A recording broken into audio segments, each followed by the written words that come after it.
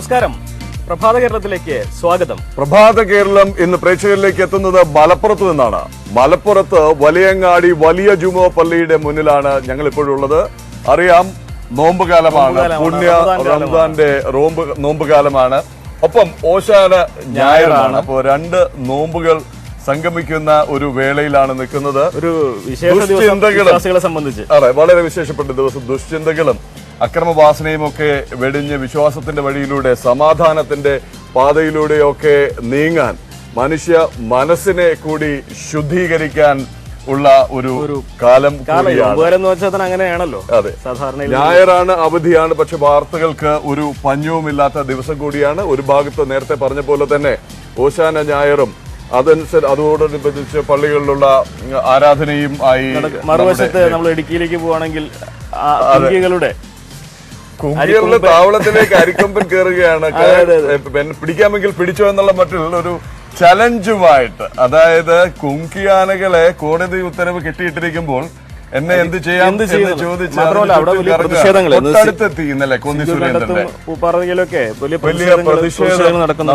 ഹൈക്കോടതി സമിതി നാളെയാണ് വിദഗ്ധ സമിതി എത്തുക. വിദഗ്ധ സമിതിയാണ് അരിക്കൊമ്പനെ നിരീക്ഷിച്ച ശേഷം പിടിക്കണോ മയക്കണോ സാഹചര്യങ്ങൾ മനസ്സിലാക്കാൻ വേണ്ടി ഒരു ദൗത്യത്തിലാണ്. പ്രധാന കാര്യം ഈ ബീവറേജുകളിലെ വിലവർദ്ധനമാണ്. അതെ അതെ, ഒന്നാം തീയതി ഇന്നലെ ആയതുകൊണ്ട് അവധിയായിരുന്നു. ഇന്ന് മുതലാണ് അതിന്റെ ഒരു വിലവർദ്ധനവ് പ്രാബല്യത്തിൽ വരുന്നത്. ഈ മുൻപ് പറഞ്ഞതിനേക്കാളും 10 രൂപ കൂടി കൊടുക്കേണ്ടി വരുമെന്നാണ് വരുന്നത്. മന്ത്രി പറഞ്ഞ തുകയേക്കാൾ 10 രൂപ കൂടി കൂടുതലാണ്. അപ്പോൾ മദ്യപാനികൾക്ക് മോശം ദിവസമാണ്, അല്ലെങ്കിൽ മോശം സീസൺ തുടങ്ങുകയാണ്. അങ്ങനെ ഒട്ടേറെ വാർത്തകളുണ്ട്. വിവിധ ഭാഗങ്ങളിൽ നിന്ന് നമ്മുടെ ലേഖകർ നമ്മോടൊപ്പം ചേരും. നമ്മുടെ റിപ്പോർട്ടർമാർ സജ്ജരാണ്. പക്ഷെ നമുക്ക് പള്ളിയുടെ ഒരു ചരിത്രം, എന്തുകൊണ്ടാണ് നമ്മള് ഇവിടെ മലപ്പുറത്ത് ഈ വലിയ പള്ളിയിൽ നിന്ന് തുടങ്ങുന്നത്? ചരിത്രമുറങ്ങുന്ന വലിയ പള്ളി അതിന്റെ ഒരു വിശ്വാസം മാത്രമല്ല, ചരിത്രത്തിന്റെയും മതമൈത്രിയുടെയും ഒരു പ്രതീകമാണ്. കഥയുണ്ട്, ചരിത്രമുണ്ട്. ആ കഥകളിലേക്കും വിശേഷങ്ങളിലേക്കും എത്താം. ഇവിടുത്തെ പള്ളി കമ്മിറ്റി ഭാരവാഹികളും നമ്മളോടൊപ്പം അല്പസമയത്തിനകം ചേരും. ഈ പള്ളിയുടെ നൂറ്റാണ്ടുകൾ പഴക്കമുള്ള ചരിത്രവും വിശേഷങ്ങളും ഒക്കെ ആയിട്ട് മറ്റു വാർത്തകളിലേക്കും കിടക്കാം. നമുക്ക് ആദ്യം പ്രധാന തലക്കെട്ടുകൾ ഒന്ന് കണ്ടുവരാം. Top headlines of the day.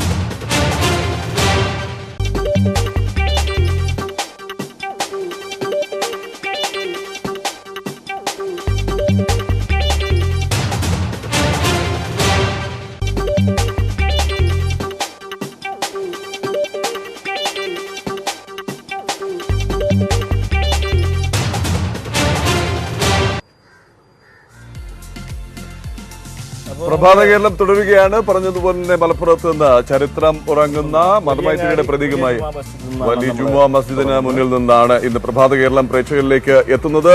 പള്ളിക്ക് പറയാൻ ഒരുപാട് വിശേഷങ്ങളുണ്ട്. കാലിക പ്രാധാന്യമുള്ളൊരു ചരിത്രം കൂടിയുണ്ട് വലിയങ്ങാടി വലിയ ജുമുഅ പള്ളിയിൽ. കാര്യം ഈ പള്ളി സ്ഥാപിച്ചതുമായി ബന്ധപ്പെട്ട ഐതിഹ്യവും ചരിത്രവും ഇടകലർന്നിങ്ങനെ കിടക്കുകയാണ്. പഴയൊരു നാട്ടുപ്രമാണി, ഒരു ഭരണാധികാരി പാറനമ്പിക്കെതിരെ ഉണ്ടായ പ്രക്ഷോഭവും അതിനുശേഷം ഉണ്ടായ സംഭവങ്ങളും ഒക്കെയാണ് ഈ പള്ളിയുടെ ഒരു പ്രസക്തിയും. നികുതി വർധന, അടിക്കടിയുണ്ടായ നികുതി വർധനയ്ക്കെതിരെയായിരുന്നു അന്നത്തെ പ്രക്ഷോഭം. സ്വാഭാവികമായിട്ടും പ്രദേശത്ത് അധികവും മുസ്ലിംകളായിരുന്നതിനാൽ ഈ പള്ളി ആയി ഇതിന്റെ ഒരു സ്ഥിരാകേന്ദ്രം. ഇന്നാകട്ടെ പ്രതിപക്ഷം ഒന്നടങ്കം സംസ്ഥാന സർക്കാരിന്റെ നികുതി വർധനയ്ക്കെതിരെയുള്ള പ്രക്ഷോഭം നയിക്കുകയാണ് ഒരു ഭാഗത്ത്. എന്തായാലും നമുക്ക് കാലത്തും ഈ നികുതി വർധനവിനെ ജനങ്ങൾ എതിർക്കുകയായിരുന്നു, പ്രതിരോധിക്കുകയായിരുന്നു. അതെ അതെ, ശൈലിയാണ്. എന്തായാലും ഡാനി പോൾ ചേരുകയാണ് കൊച്ചിയിൽ നിന്ന്. കൊച്ചി, വെരി ഗുഡ് മോർണിംഗ്, നമസ്കാരം. ഞങ്ങൾ മലപ്പുറത്താണ്, വലിയങ്ങാടിയിൽ വലിയ ജുമുഅ പള്ളിക്ക് മുന്നിൽ നിൽക്കുകയാണ്. ഡാനി സെന്റ് തോമസ് മൗണ്ടിലാണെന്ന് മനസ്സിലാക്കുന്നു, കാക്കനാട്. 2 പുണ്യ നോമ്പുകളുടെ കാലമാണ്. എന്താണ് അവിടെ നിന്നുള്ള കാഴ്ചകൾ? ഓശാന ഞായറാണ്, വിശ്വാസികൾ എത്തിത്തുടങ്ങിയോ?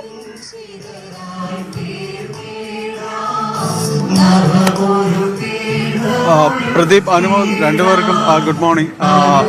ഞാനിപ്പോൾ സെന്റ് തോമസ് മൗണ്ടിലാണ്. നിലവിൽ നമ്മുടെ ഫ്രെയിമിലുള്ളത് സെന്റ് തോമസ് മൗണ്ടിലെ ചടങ്ങുകളാണ്. കാരണം ചടങ്ങുകളിലേക്ക് കടന്നിരിക്കുന്നു. അതുകൊണ്ട് നമ്മുടെ ഫ്രെയിമിൽ സെന്റ് തോമസ് മൗണ്ടിലെ ചടങ്ങുകൾ, ഓശാന ഞായർ ചടങ്ങുകളാണ് കാണുന്നത്. അതിൽ കർദിനാൾ ജോർജ് ആലഞ്ചേരി ആ ചടങ്ങുകൾക്ക് നേതൃത്വം നൽകുന്നു. സിറോ മലബാർ സഭയുടെ മേജർ ആർച്ച് ബിഷപ്പ് കർദിനാൾ ജോർജ് ആലഞ്ചേരിയാണ് ചടങ്ങുകൾക്ക് നേതൃത്വം നൽകുന്നത്. ഈ ഓശാന ഞായറിലെ ഏറ്റവും വലിയ പ്രത്യേകത എന്ന് പറയുന്നത് കുരുത്തോലകളുമായി വിശ്വാസികൾ ഇതിൽ ചടങ്ങുകൾ പങ്കെടുക്കുന്നു. ക്രിസ്തുദേവന്റെ ജെറുസലേം നഗരപ്രവേശനം അനുസ്മരിക്കലാണ് ഓശാന ഞായർ എന്നതുകൊണ്ട് ആ ചടങ്ങുകൾ കൊണ്ട് ആചരിക്കപ്പെടുന്നത്, ഓർമ്മിക്കപ്പെടുന്നത്. ജെറുസലേം ജനത ഒലിവ് കൊമ്പുകളുമായ ക്രിസ്തുദേവനെ ജെറുസലേമിലേക്ക് എതിരേറ്റതിൻ്റെ ഒരു ആഘോഷവും ഓർമ്മ പുതുക്കലുമെല്ലാമാണ്. അതോടൊപ്പം തന്നെയാണ് ഈ ഒരാഴ്ച നീണ്ടു നിൽക്കുന്ന വിശുദ്ധവാരം, പെസഹ വ്യാഴവും അതോടൊപ്പം ദുഃഖവെള്ളിയും ഉയർപ്പ് ഞായറും എല്ലാം ഉൾപ്പെടുന്ന വിശുദ്ധവാരത്തിലേക്ക് ക്രൈസ്തവരുടെ ഔദ്യോഗികമായ ഒരു കടന്നുവരവ് കൂടിയാണ് ഓശാന ഞായർ. അതുകൊണ്ട് വളരെ വിശേഷിക്കപ്പെട്ട, വളരെ സവിശേഷമായ ഒരാഴ്ചയാണ് ഈ വലിയ വാരം എന്ന് പറയുന്നത്. അതിൻ്റെ ഒരു തുടക്കമാണെന്ന് ആ ചടങ്ങുകളിലേക്ക് കടക്കുന്നു. എല്ലായിടത്തും തന്നെ എറണാകുളത്ത് അവിടെ കർദിനാളിന്റെ നേതൃത്വത്തിൽ ചടങ്ങുകൾ നടക്കുമ്പോൾ വരാപ്പുഴ അതിരൂപത ആർച്ച് ബിഷപ്പ് ജോസഫ് കളത്തിപ്പറമ്പിലിന്റെ നേതൃത്വത്തിൽ കത്തീഡ്രലിൽ സെന്റ് ഫ്രാൻസിസ് അസീസി കത്തീഡ്രലിലാണ് ചടങ്ങുകൾ നടക്കുന്നത്. അങ്ങനെ വിവിധ ദേവാലയങ്ങൾ കേന്ദ്രീകരിച്ചുകൊണ്ട് ഇന്ന് ചടങ്ങുകൾ നടക്കുന്നു. എല്ലാവരും വിശ്വാസികൾ കുരുത്തോലകളുമായി ചടങ്ങുകളിൽ പങ്കെടുക്കുന്നു എന്നതാണ് ഇതിൻ്റെ ഒരു പ്രത്യേകത. ഇപ്പോൾ ഇവിടെ ഈ ചടങ്ങുകൾ പുരോഗമിക്കുകയാണ്. ഇവിടെ പ്രദക്ഷിണമായി ദേവാലയത്തിനകത്തേക്ക് കുരുത്തോലയുമായി ഇനി വിശ്വാസികൾ കാർമ്മികനൊപ്പം തന്നെ അകത്തേക്ക് കയറുന്നു എന്നതാണ് ഈ ചടങ്ങുകളുടെ ഒരു പ്രത്യേകത. പ്രദീപ്.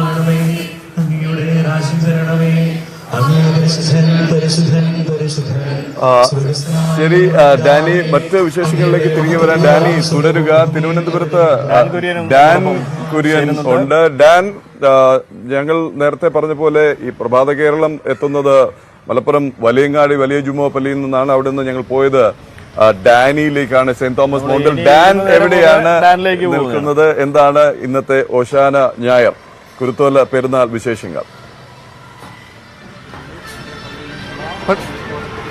Pradeep, Anumod, good morning. ഞങ്ങളുള്ളത് പാളയം സെന്റ് ജോസഫ് കത്തീഡ്രലിന്റെ മുമ്പിലാണ്. ഇവിടെ ഓശാന തിരുനാളിനോട് അനുബന്ധിച്ചുള്ള കുരുത്തോല പ്രദക്ഷിണം ഈ ദേവാലയത്തിന്റെ മുമ്പിൽ നിന്ന് ആരംഭിക്കുന്നതിന് വേണ്ടിയിട്ടുള്ള തയ്യാറെടുപ്പുകളെല്ലാം പൂർത്തിയായിരിക്കുന്നു. ഇത്തരത്തിലുള്ള കുരുത്തോലകളും ഏന്തിക്കൊണ്ടാണ് വിശ്വാസികൾ മുഴുവൻ ഈ പ്രദക്ഷിണത്തിന്റെ ഭാഗമാകുന്നത്. 100 കണക്കിന് വിശ്വാസികളാണ് ഈ കുരുത്തോല പെരുന്നാളിൽ പങ്കെടുക്കുന്നതിന് വേണ്ടി രാവിലെ തന്നെ ഈ സെന്റ് ജോസഫ് കത്തീഡ്രലിൽ എത്തിയിരിക്കുന്നത്. നമുക്കറിയാം, തിരുവനന്തപുരത്തെ സംബന്ധിച്ച് തിരുവനന്തപുരത്തിന്റെ ചരിത്രവുമായി തിരുവനന്തപുരത്തിന്റെ പൈതൃകവുമായി ഒക്കെ ഏറെ ബന്ധപ്പെട്ട് നിൽക്കുന്ന ഒരു ദേവാലയമാണ് സെന്റ് ജോസഫ് കത്തീഡ്രൽ. അതുകൊണ്ട് തന്നെ വിശ്വാസികൾക്കും അത്തരത്തിലൊരു വൈകാരികമായ ബന്ധം തന്നെയാണ് ഈ ദേവാലയവുമായിട്ടുള്ളത്. അതുകൊണ്ട് തന്നെ 100 കണക്കിന് വിശ്വാസികളാണ് ഈ ചടങ്ങുകളുടെ ഭാഗമാകുന്നതിന് വേണ്ടിയിട്ട് ഇവിടെ എത്തിയിരിക്കുന്നത്. തിരുവനന്തപുരം ലത്തീൻ അതിരൂപത archbishop doctor Thomas J നെറ്റോയുടെ നേതൃത്വത്തിൽ വൈദികരും ഈ ചടങ്ങുകളുടെ ഭാഗമാകുന്നുണ്ട്. ഇപ്പോൾ ദൃശ്യങ്ങളിൽ കാണുന്നതാണ് father doctor Thomas J Neto. അദ്ദേഹം ഉൾപ്പെടെയുള്ള വൈദികർ കുരുത്തോലയുമേന്തി ക്രിസ്തുവിന്റെ ജെറുസലേം പ്രവേശനത്തിന്റെ സ്മരണ പുതുക്കുന്ന ഈ ചരിത്ര മുഹൂർത്തത്തിന്റെ ഓർമ്മകളുടെ സ്മരണ പുതുക്കിക്കൊണ്ട് ഈ ചടങ്ങുകളുടെ ഭാഗമാകുകയാണ്. നിരവധി വൈദികരാണ് ഈ ചടങ്ങുകളുടെ ഭാഗമാകുന്നതിന് വേണ്ടി ഡോക്ടർ തോമസ് ജെ നെറ്റോയ്ക്ക് ഒപ്പം ഈ ചടങ്ങുകളുടെ ഭാഗമായി അദ്ദേഹത്തോടൊപ്പം ഉള്ളത്. എന്തായാലും അല്പസമയത്തിനകം ദേവാലയ അങ്കണത്തിൽ നിന്ന് ഈ കുരുത്തോല പ്രദക്ഷിണം പാളയം മൗണ്ടിലേക്ക് നീങ്ങും. എന്തായാലും അതിനുള്ള നടപടികളെല്ലാം പൂർത്തിയായിരിക്കുന്നു. വിശ്വാസികളെല്ലാം രാവിലെ മുതൽ തന്നെ ആ പ്രാർത്ഥന നിർഭരമായ മനസ്സുമായിട്ട് ഓശാന ഞായർ ആഘോഷിക്കുന്നതിന് വേണ്ടി ദേവാലയത്തിൽ എത്തിച്ചേർന്നിരിക്കുന്നു. ഇതാ പള്ളിയിൽ മണിനാദം മുഴങ്ങിയിരിക്കുന്നു. ഇവിടെ നിന്ന് ഈ കുരുത്തോല പ്രദക്ഷിണവും ആരംഭിച്ചിരിക്കുകയാണ്. ലത്തീൻ അതിരൂപത ആർച്ച് ബിഷപ്പിന്റെ നേതൃത്വത്തിലാണ് ഇന്ന് പാളയം സെന്റ് ജോസഫ് കത്തീഡ്രലിലെ ഈ ചടങ്ങുകൾ നടക്കുന്നത്. ഒപ്പം തന്നെ 2 പ്രധാനപ്പെട്ട ദേവാലയങ്ങളിലും സമാനമായ രീതിയിൽ, അതായത് പട്ടം സെന്റ് മേരീസ് കത്തീഡ്രലിലും അതോടൊപ്പം തന്നെ ലൂർദ് ഫറോന പള്ളിയിലും, ഈ 3 ദേവാലയങ്ങളിലാണ് പ്രധാനമായും തിരുവനന്തപുരത്ത് ഈ ഓശാന ഞായർ വിപുലമായ രീതിയിൽ ആഘോഷങ്ങളോടെ കൊണ്ടാടുന്നത്. മറ്റ് ദേവാലയങ്ങളിലും ചടങ്ങുകൾ നടക്കുന്നുണ്ട്. എന്തായാലും വിശ്വാസികൾ കൂടുതലായി എത്തുന്നത് ഞാനിപ്പോൾ നിൽക്കുന്ന പാളയം സെന്റ് ജോസഫ് കത്തീഡ്രലിലാണ്. ഈ നഗരത്തിന്റെ ചരിത്രവും പൈതൃകവും ഒക്കെയായി ഏറെ വർഷങ്ങളുടെ ദശാബ്ദങ്ങളുടെ ബന്ധമുണ്ട് ഈ ചടങ്ങുകൾക്ക്. അത്തരത്തിൽ നിരവധി വിശ്വാസികളാണ് കുരുത്തോലകളും കയ്യിലേന്തി ക്രിസ്തുദേവന്റെ ജെറുസലേം പ്രവേശനത്തിന്റെ സ്മരണ പുതുക്കിക്കൊണ്ട് ഈ ചടങ്ങുകളുടെ ഭാഗമാകുന്നത്. വിശ്വാസികളെ സംബന്ധിച്ച് ഏറെ പ്രാധാന്യമുള്ള വലിയ നോമ്പിലെ അവസാന വാരത്തിലേക്ക് കടക്കുകയാണ്. അതുമായി ബന്ധപ്പെട്ട പ്രാർത്ഥനകളും ചടങ്ങുകളുമായിരിക്കും ഇനി ഒരാഴ്ച. മനസ്സും ശരീരവും വിശുദ്ധമാക്കിക്കൊണ്ട് ക്രൈസ്തവ വിശ്വാസികൾ ഈസ്റ്റർ ആഘോഷത്തിന് വേണ്ടി ഒരുങ്ങുകയാണ്. ക്രിസ്തുവിന്റെ പീഡാനുഭവ വാരത്തിലൂടെ കടന്ന് ക്രൈസ്തവ വിശ്വാസികൾ ഈസ്റ്റർ ആഘോഷത്തിന് വേണ്ടി ഒരുങ്ങുന്നതിന്റെ അനിശ്ചിതമായ നിമിഷങ്ങളുടെ തുടക്കമായി തന്നെ ഇന്നത്തെ ഈ ഓശാന ഞായറിനെ വ്യാഖ്യാനിക്കും. എന്തായാലും എല്ലാ ഒരുക്കങ്ങളും ദേവാലയങ്ങളിൽ പൂർത്തിയായിരിക്കുന്നു. പാളയം സെന്റ് ജോസഫ് കത്തീഡ്രലിൽ 100 കണക്കിന് വിശ്വാസികൾ പങ്കെടുക്കുന്ന കുരുത്തോല പ്രദക്ഷിണമാണ് ഇപ്പോൾ ദൃശ്യങ്ങളിൽ പ്രേക്ഷകർ കാണുന്നത്.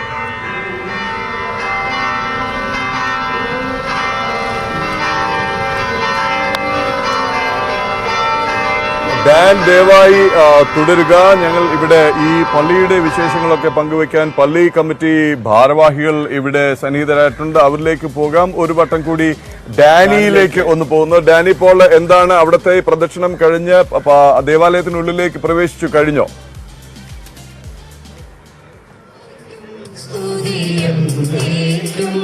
പ്രദീപ്, ദേവാലയത്തിനകത്തേക്ക് പ്രവേശനമായിട്ടില്ല. അതിനു മുൻപുള്ള ഒരു പ്രാരംഭ പ്രാർത്ഥന ഇപ്പോൾ മൗണ്ട് സെന്റ് തോമസിന്റെ അങ്കണത്തിൽ നടക്കുകയാണ്.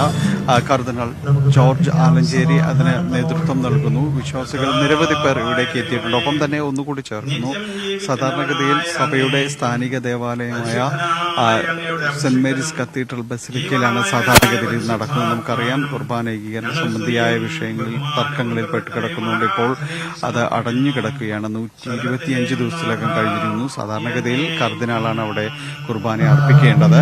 അതുകൊണ്ടാണ് ഇപ്പോൾ ഇവിടെ സഭയുടെ ആസ്ഥാനമായ മൗണ്ട് സെന്റ് തോമസിലേക്ക് ചടങ്ങുകൾ മാറ്റിയിരിക്കുന്നതിന്റെ ഒരു പരിമിതികൾ ഇതിനകത്തുണ്ട്. അതുകൊണ്ടാണ് സാധാരണ ഇത്രയധികം വിശ്വാസികൾ ഇവിടേക്ക് എത്താറില്ല. പക്ഷെ അങ്ങനെ ഒരു സാഹചര്യത്തിലാണ് ഇവിടേക്ക് കുർബാന അടക്കം ഈ ചടങ്ങുകളടക്കം മാറ്റേണ്ടി വന്നത്. ഇപ്പോൾ കുരുത്തോല വെഞ്ചിരിപ്പ് അടക്കമുള്ള കാര്യങ്ങളിലേക്ക് ഇവിടെ കടക്കുന്നു. കർദിനാളിന്റെ നേതൃത്വത്തിൽ കുർബാന അതിനു മുൻപുള്ള പ്രാരംഭ പ്രാർത്ഥനകൾ പുരോഗമിക്കുകയാണ്. അതിനുശേഷമാണ് കുരുത്തോലയുടെ ഒരു ആശീർവാദം നടക്കുന്നത്. കുരുത്തോല ആശീർവദിച്ചതിനു ശേഷം അകത്തേക്ക് കയറുമ്പോൾ മുഖ്യ കാർമ്മികൻ, അതായത് കർദിനാൾ ജോർജ് ആലഞ്ചേരിയുടെ നേതൃത്വത്തിലുള്ള പുരോഹിത സംഘം ദേവാലയത്തിന് അകത്തേക്ക് കടക്കുന്നു. ഒപ്പം വിശ്വാസികളും കുരുത്തോലകളും കൈകളിൽ എടുത്തുകൊണ്ട് ദേവാലയത്തിനകത്തേക്ക് കടക്കും. അങ്ങനെയാണ് ചടങ്ങുകളുള്ളത്. എന്തായാലും അതിനു മുന്നോടിയായിട്ടുള്ള പ്രാരംഭ പ്രാർത്ഥന പുരോഗമിക്കുകയാണ്. നിരവധിയായ വിശ്വാസികൾ ഇപ്പോഴും മൗണ്ട് സെന്റ് തോമസിലേക്ക് എത്തിക്കൊണ്ടിരിക്കുകയാണ്. ഇതുപോലെ തന്നെ നേരത്തെ ഡാൻ സൂചിപ്പിച്ചതുപോലെ തന്നെ ജില്ലയുടെ വിവിധ ദേവാലയങ്ങളിൽ മറ്റിടങ്ങളിലെല്ലാം തന്നെ ഇത്തരം ചടങ്ങുകൾ നടക്കുന്നു. വിശ്വാസികൾ കൂടുതലായും തന്നെ ഇത്തരം ചടങ്ങുകളിൽ പങ്കെടുക്കുന്നു. യാക്കോബായ ഓർത്തഡോക്സ് സഭയുടെ പ്രധാന ദേവാലയങ്ങളിലെല്ലാം തന്നെ അവരുടെ സഭാമേലധ്യക്ഷന്മാർ തന്നെയാണ് ഇത്തരം ചടങ്ങുകൾക്ക് നേതൃത്വം നൽകുന്നത്. ഇപ്പോൾ കുരുത്തോലയുടെ ഒരു ആശീർവാദമാണ് നമ്മൾ ദൃശ്യങ്ങൾ കാണുന്ന. കുരുത്തോല ആശീർവദിക്കുകയാണ്. കർദിനാൾ ജോർജ് ആലഞ്ചേരി ആ ചടങ്ങുകൾക്ക് നേതൃത്വം നൽകുന്നു. അതിനുശേഷമാണ് വിശ്വാസികൾക്കായി അത് വിതരണം ചെയ്യുന്നത്. വിശ്വാസികൾ കുരുത്തോലകൾ കയ്യിലെടുത്തുകൊണ്ട് ഒരു ഓർമ്മ പുതുക്കൽ, ഓശാന ഞായറിന്റെ ഓർമ്മ പുതുക്കലാണ് ഇസ്രായേൽ നഗരത്തിലേക്ക് യേശുദേവന്റെ നഗരപ്രവേശനം. കഴുതപ്പുറത്ത് യേശുദേവൻ ഇസ്രായേലിലേക്ക് കടന്നു വരുന്നു. അപ്പോൾ ഒലിവിലകളുമായി ജനങ്ങൾ എതിരേറ്റതിന്റെ, വിശ്വാസികൾ എതിരേറ്റതിന്റെ സജീവമായ ഓർമ്മ പുതുക്കലാണ് ഈ ദിവസം വിശ്വാസികൾക്ക്.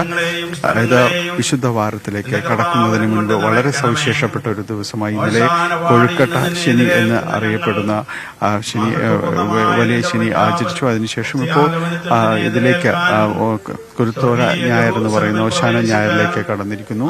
ഇതിൽ നിരവധിയായ വിശ്വാസികൾ ഈ ദിവസങ്ങളിലെല്ലാം തന്നെ ഒരാഴ്ച നീണ്ടു നിൽക്കുന്ന വിശുദ്ധ വാരത്തിൽ സജീവമായി പ്രാർത്ഥനകളോടെ പങ്കെടുക്കുന്നു. ഇപ്പോൾ നമ്മൾ ദൃശ്യങ്ങൾ കാണുന്നത് കുരുത്തോലയുടെ ആശീർവാദമാണ്. ഈ ദിവസത്തിന്റെ ഏറ്റവും പ്രധാനപ്പെട്ട ചടങ്ങുകളിൽ ഒന്ന്.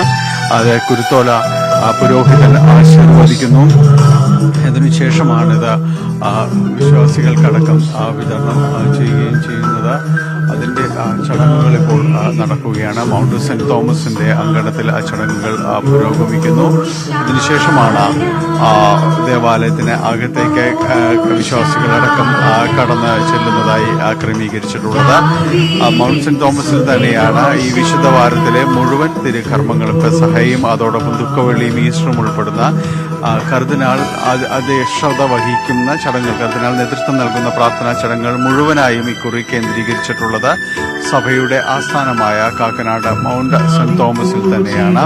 എന്തായാലും ഇപ്പോൾ ഈ ചടങ്ങുകൾ പുരോഗമിക്കുകയാണ്. കുരുത്തോലയുടെ ആശീർവാദം അടക്കമുള്ള കാര്യങ്ങൾ നടന്നുകൊണ്ടിരിക്കുന്നു. ഈ കുരുത്തോലയാണ് ഒരു വർഷത്തോളം വിശ്വാസികൾ പിന്നീട് വീടുകളിൽ സൂക്ഷിക്കുകയും പിന്നീട് ഒരു വർഷത്തെ പിന്നീടുള്ള അടുത്ത നോമ്പുകാലത്തേക്ക് എത്തുമ്പോൾ കരിക്കുറി പെരുന്നാൾ, ആഷ് ഡേ എന്നെല്ലാം അറിയപ്പെടുന്ന ആ ദിവസത്തിലേക്ക് പിന്നീട് ഇത് ചാരമാക്കി മാറ്റുകയും നെറ്റിയിൽ പൂശുകയും ചെയ്യുന്ന ആ ദിവസത്തേക്ക് വേണ്ടിയാണ് ഈ കുരുത്തോല തുണ്ടുകൾ വീടുകളിലേക്ക് എത്തുമ്പോൾ വളരെ ഭക്തിപൂർവം വിശ്വാസികൾ അവരുടെ പ്രാർത്ഥനാ പീഠങ്ങളിൽ സൂക്ഷിക്കുകയും ചെയ്യുന്നത്. ഇപ്പോൾ കുരുത്തോല ആശീർവാദം അത് പൂർത്തിയായിരിക്കുന്നു. പുരോഹിതർ കുരുത്തോലകൾ കൈകളിലെടുത്തിരിക്കുന്നു. ഈ കുരുത്തോലകളുമായാണ് ഇനി പുരോഹിത സംഘം ഇതിനകത്തേക്ക് പ്രവേശിക്കുകയും ചെയ്യുന്നത്. വിശ്വാസികൾ അതോടൊപ്പം തന്നെ ഈ കുരുത്തോലകൾ അവരും അത് എടുക്കുന്നു. അതിനുശേഷം ഇവരെ അനുഗമിക്കുകയും ചെയ്യുന്നു. ചടങ്ങുകളുടെ ഒരു തുടക്കത്തിലേക്ക് കടന്നിരിക്കുന്നു. പ്രദീപ്.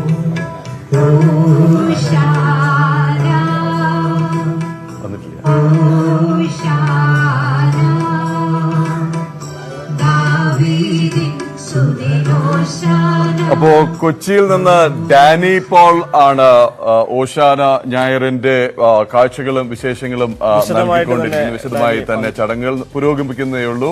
പുരോഹിതർ കുരുത്തോല അനുഗ്രഹിച്ചു കഴിഞ്ഞതേയുള്ളൂ.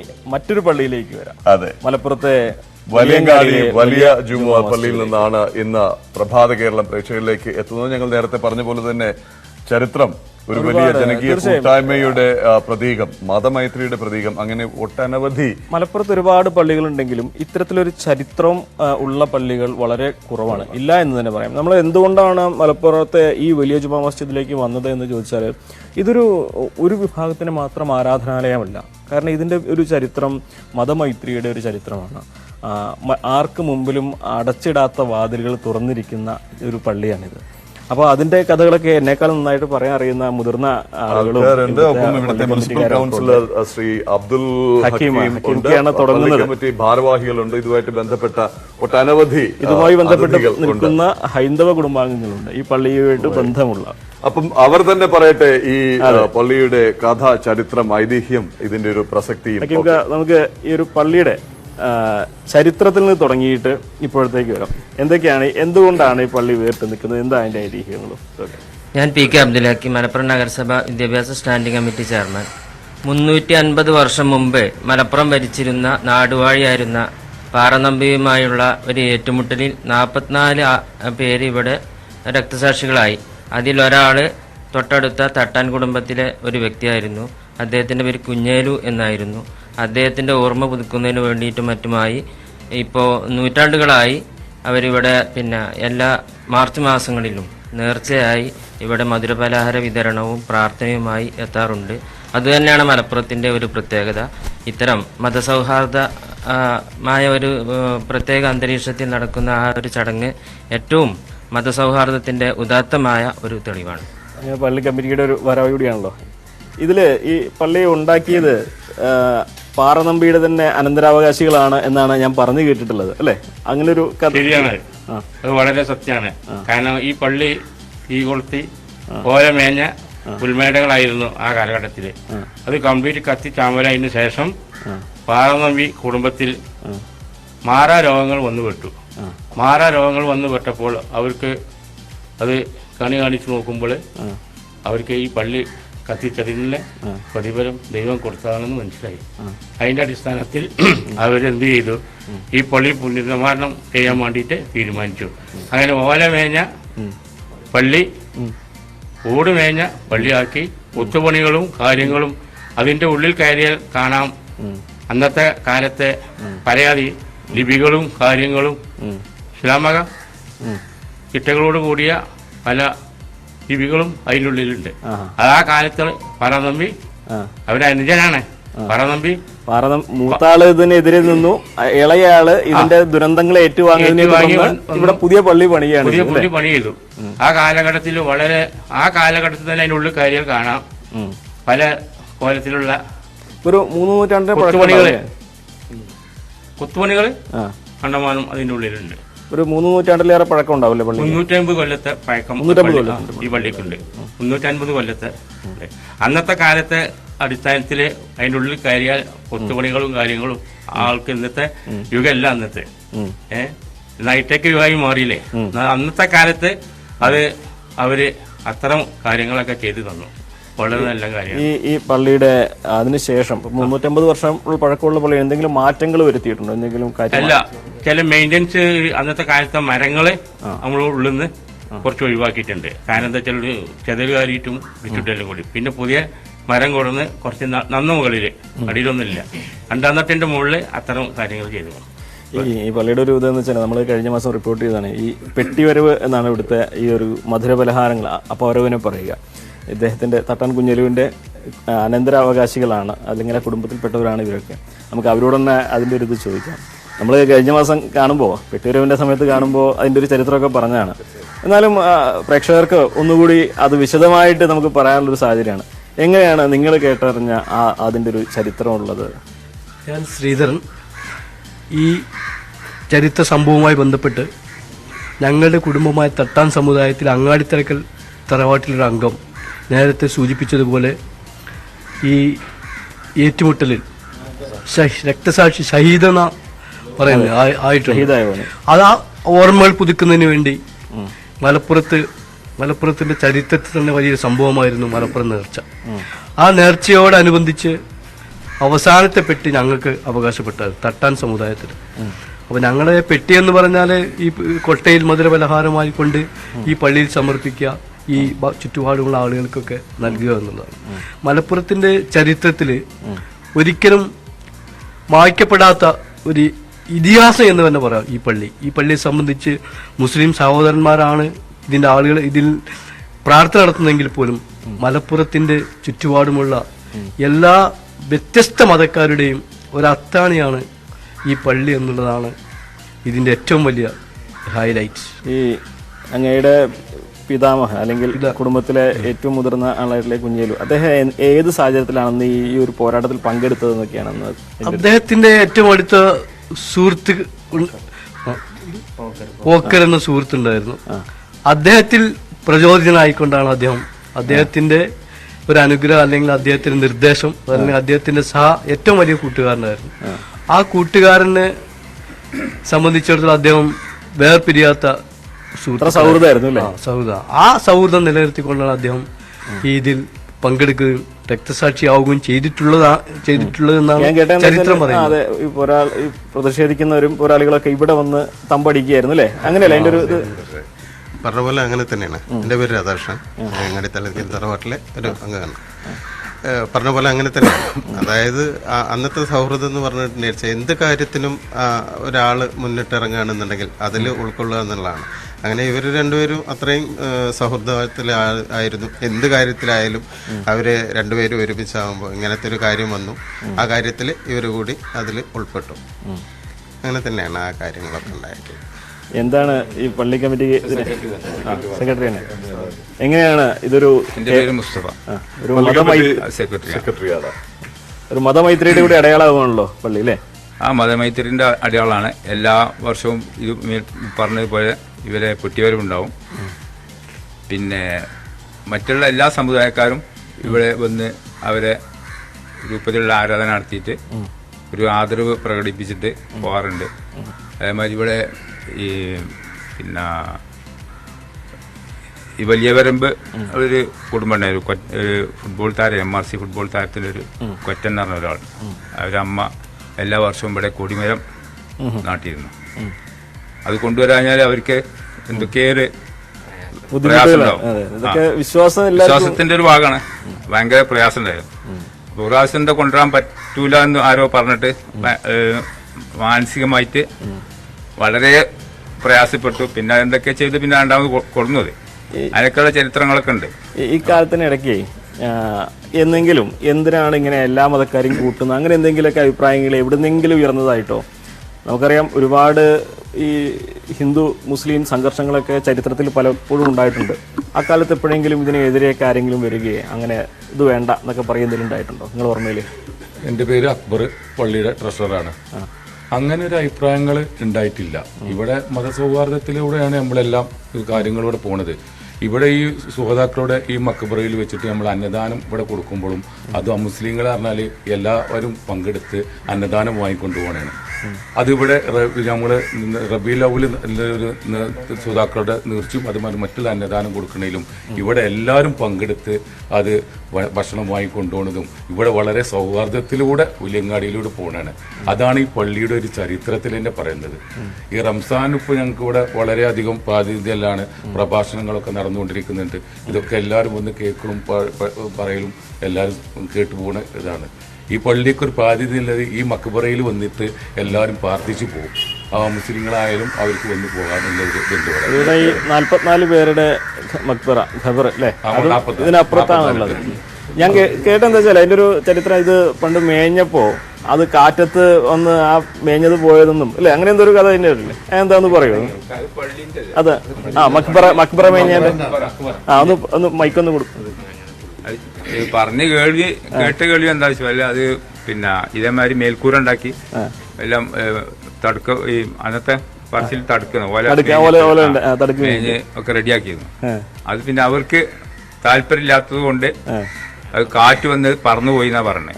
ചരിത്രം അങ്ങനെ കേൾക്കുന്നത്. ആകാശവും മഴയും എല്ലാം ഇതേമാതിരി അതിന് മേൽക്കൂരുണ്ട്, അതില് കബറുകളുണ്ട്. അത് ഒരു തങ്ങന്മാരെ ഇതാണ്. അപ്പൊ അത് അവർക്കത് ഇഷ്ടമല്ല.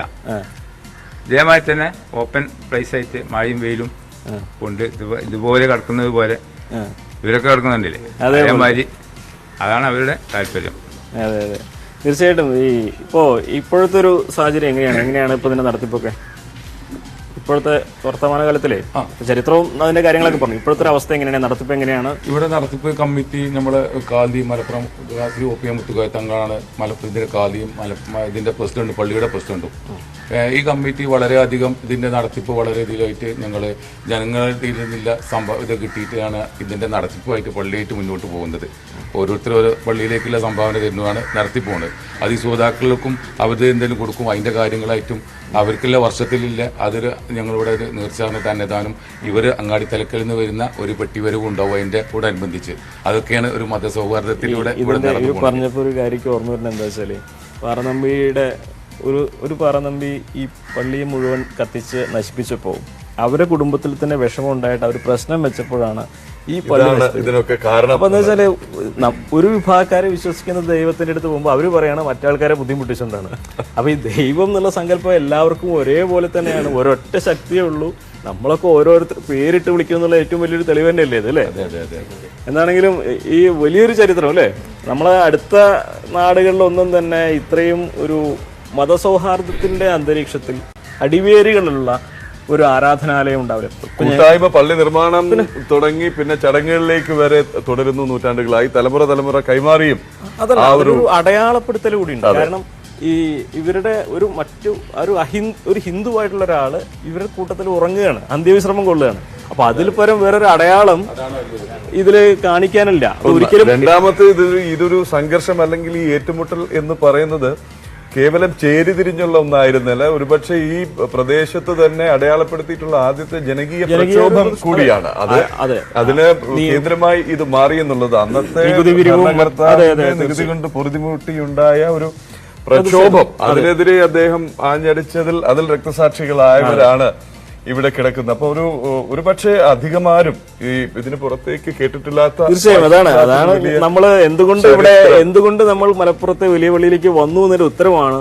ഇത്രയും ചരിത്രവും ഇത്രയും ഒരു സമകാലീന പ്രസക്തവുമായിട്ടുള്ള ഒരു ചരിത്രമുള്ള മറ്റൊരു ആരാധനാലയം നമുക്ക് മലപ്പുറത്ത് കാണാനാകില്ല.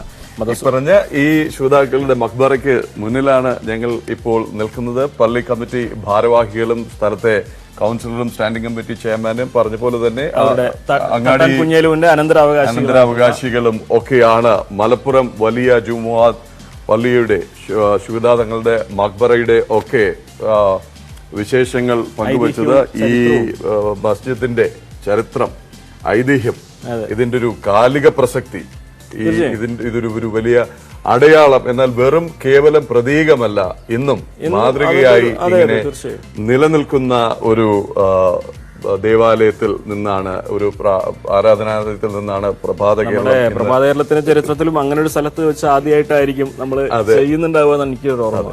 എന്തായാലും ഡാനി പോള് കൊച്ചിയിൽ ഒരിക്കൽ കൂടി ഒരു നന്ദി പറഞ്ഞ് നമുക്ക് എല്ലാവർക്കും ഒരിക്കൽ കൂടി വളരെയധികം നന്ദി. ഈ മാതൃക, ഈ കൂട്ടായ്മ, ഈ സൗഹൃദം ഇങ്ങനെ തന്നെ ഇവിടെ തുടരട്ടെ. മറ്റുള്ളവർക്ക് പിടിച്ചതിനും ആക്രമണത്തിനിറങ്ങി പുറപ്പെടുന്നവർക്ക് കൂടി ഇതൊരു മാതൃകയാവട്ടെ എന്ന് ആശംസിക്കുന്നു.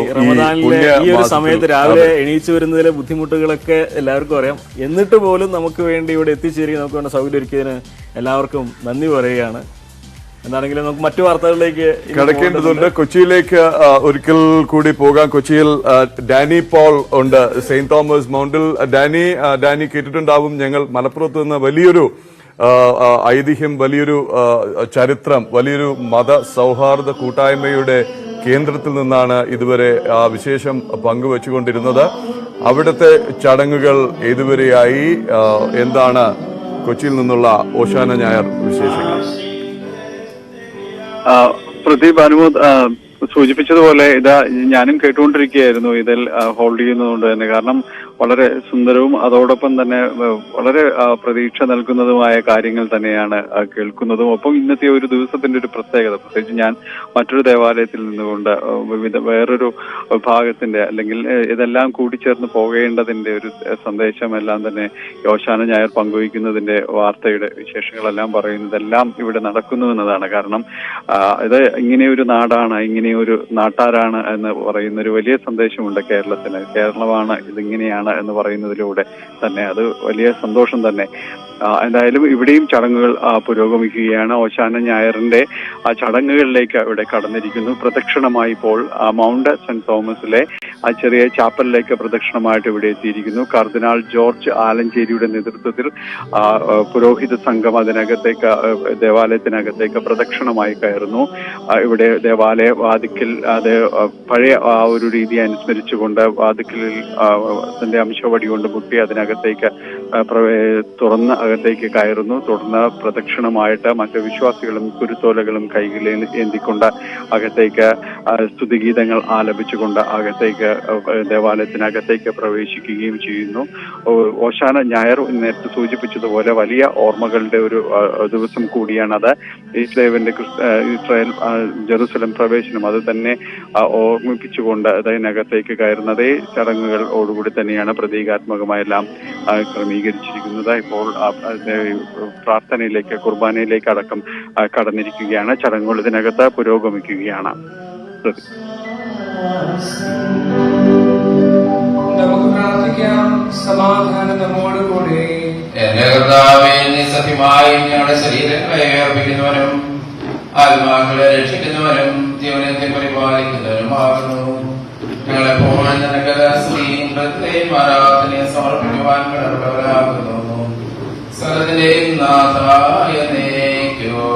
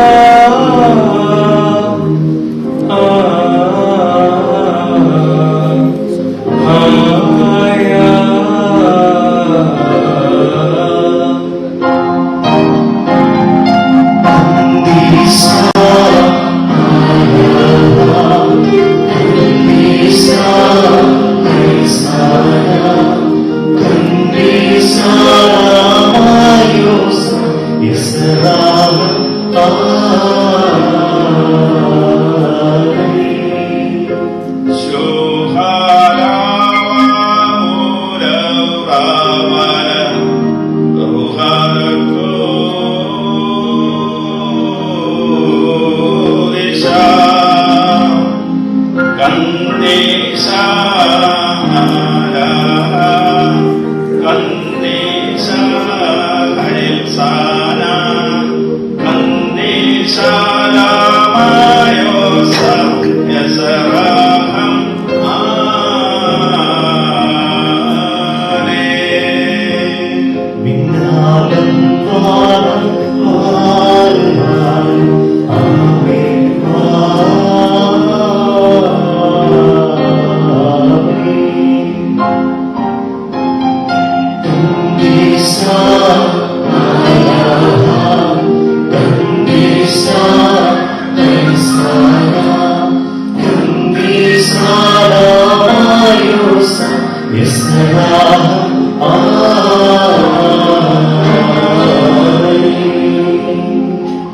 നമുക്ക് പ്രാർത്ഥിക്കാം.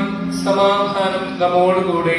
വിശുദ്ധരെ സദനായി വസിക്കുന്ന പരിശുദ്ധനും സുദീർഘനും ബലവാനമായ കർത്താവേ, അങ്ങയുടെ സ്വഭാവത്തിനത്തവിധം എപ്പോഴും ഞങ്ങളെ കടാക്ഷിക്കുകയും അനുഗ്രഹിക്കുകയും ഞങ്ങളോട് കാണിക്കുകയും ചെയ്യണമേ.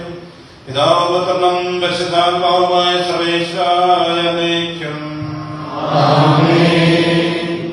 സഹോദരനെ, നിങ്ങളിരുന്ന് ശ്രദ്ധയോടെ കേൾക്കുകയും ഉൽപ്പത്തിയുടെ പുസ്തകത്തിൽ നിന്നുള്ള വായന കർത്താവെ ആശീർവദിക്കണമേ.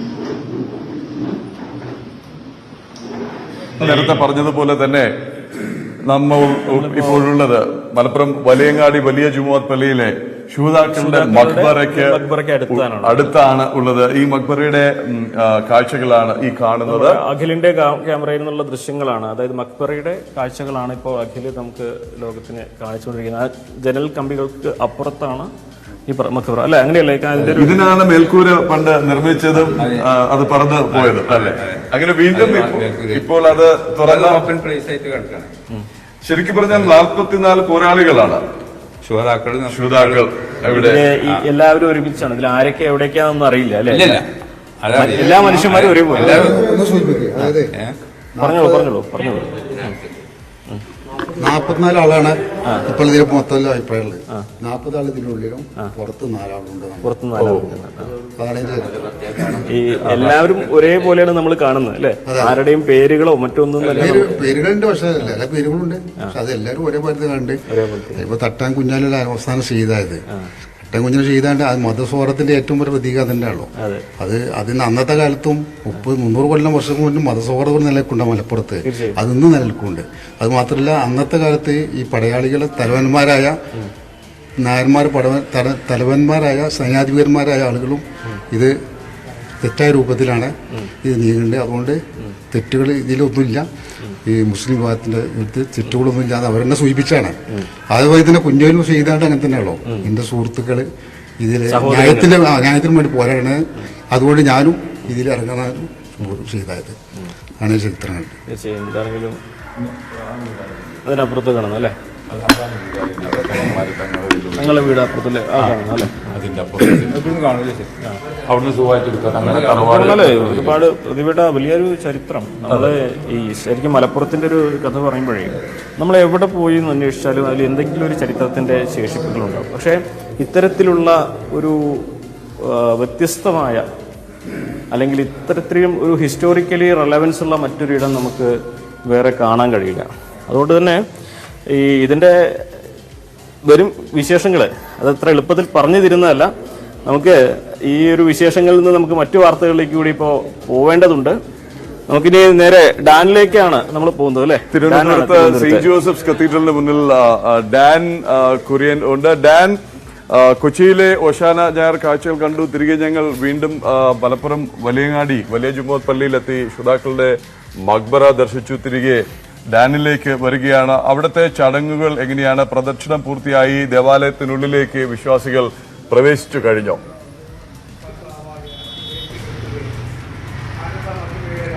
പ്രദീപ്, അനുബോധ്, ഓശാന ഞായറുമായി ബന്ധപ്പെട്ട കുരുത്തോല പ്രദക്ഷിണമാണ് അല്പസമയം മുമ്പ് ഇവിടെ പൂർത്തിയായിരിക്കുന്നത്. നഗരി കാണിക്കൽ, അതായത് നഗരം ചുറ്റിയാണ് ഈ പ്രദക്ഷിണം ഇപ്പോൾ തിരികെ ദേവാലയത്തിനുള്ളിലേക്ക് പ്രവേശിച്ചിരിക്കുന്നത്. ഇനി ഇങ്ങോട്ട് കുർബാനയായിരിക്കും. ആ കുർബാനയുമായി ബന്ധപ്പെട്ട ചടങ്ങുകൾക്ക് തുടക്കമായിരിക്കുന്നു. ഞാൻ നേരത്തെ സൂചിപ്പിച്ച പോലെ ലത്തീൻ അതിരൂപത archbishop doctor Thomas J Neto പിതാവിൻ്റെ നേതൃത്വത്തിലാണ്, അദ്ദേഹത്തിൻ്റെ മുഖ്യ കാർമ്മികത്വത്തിലാണ് ഇന്നത്തെ ചടങ്ങുകൾ പാളയം സെന്റ് ജോസഫ് കത്തീഡ്രലിൽ നടക്കുന്നത്. സമാനമായ രീതിയിൽ പട്ടം സെന്റ് മേരീസ് കത്തീഡ്രലിലും വിപുലമായ ചടങ്ങുകളോടെ ആഘോഷങ്ങളോടെ ഓശാന ഞായർ ആഘോഷിക്കുന്നുണ്ട്. ഒപ്പം തന്നെ സിറോ മലബാർ സഭയുടെ പ്രധാന ദേവാലയമായ ലൂർദ് ഫെറോന പള്ളിയിലും സമാനമായ രീതിയിൽ വിപുലമായ ആഘോഷങ്ങളോടെ തന്നെയാണ് ഓശാന ഞായർ കൊണ്ടാടുന്നത്. ഒപ്പം തന്നെ നഗരത്തിലെ മറ്റ് ക്രൈസ്തവ ദേവാലയങ്ങളിലും ഓശാന ഞായർ ആഘോഷങ്ങൾ പുരോഗമിച്ചുകൊണ്ടിരിക്കുകയാണ്. എന്തായാലും കോവിഡ് മഹാമാരിക്ക് ശേഷമുള്ള ആദ്യത്തെ ഒരു ഈസ്റ്റർ ആയതുകൊണ്ട് തന്നെ അത്തരത്തിലൊരു വലിയ സ്വീകാര്യതയാണ് വിശ്വാസികളുടെ ഭാഗത്തു നിന്നും ഇന്നത്തെ ഈ ഒരു പൈതൃക ദിനത്തിന് ലഭ്യമായിരിക്കുന്നതും. പ്രദീപ് ലിങ്ക് വന്നപ്പോൾ അതെ അല്ലേ? ഓഹോ, പിന്നീടാണ് കാണുന്നത്. ഡാൻ, ഓശാന ഞായറിന്റെ തിരക്കാണ്, അതിന്റെ ചടങ്ങുകളൊക്കെ തന്നെ പുരോഗമിക്കുകയാണ്. പക്ഷേ വാർത്തകൾക്ക് നമുക്കിന്ന് അറിയാൻ ഞായറാഴ്ച കൊണ്ട് വാർത്തകൾക്ക് ഒഴിവുകളൊന്നുമില്ല. ഒരുപാട് വാർത്താവിശേഷങ്ങളൊക്കെ ഉണ്ട്. നേരത്തെ പറഞ്ഞ പോലെ ഈ ഓശാന ഞായർ നമ്മൾ അടുത്ത് പോകുന്നത് മറ്റു വലിയ വാർത്ത എന്നല്ല, ഒരു വലിയ വിഭാഗം ആളുകളെ ബാധിക്കുന്ന ഒരു വാർത്തയിലേക്കാണ്. അതെ ഡാൻ, അതിനു മുമ്പ് മറ്റൊന്ന്, ഈ കഴിഞ്ഞ ദിവസം വേതനമില്ലാതെ ജോലി ചെയ്യുന്നു എന്നുള്ളൊരു ബാഡ്ജ് ധരിച്ച് ഡ്യൂട്ടിയിൽ ഉണ്ടായിരുന്ന KSRTC കണ്ടക്ടറെ അവിടെ നിന്ന് മാറ്റി എന്ന് പറയുന്നു, പാലയിലേക്ക് മാറ്റിയെന്നാണ് പറയുന്നത്. അതായത് പിന്നെ സ്ഥാപനത്തിനും സർക്കാരിനും പേരുദോഷമുണ്ടാക്കി അല്ലെങ്കിൽ ക്ഷീണമുണ്ടാക്കി എന്നുള്ളതാണ്. എന്താണ് അഖില എന്നുള്ള വനിതാ കണ്ടക്ടർ?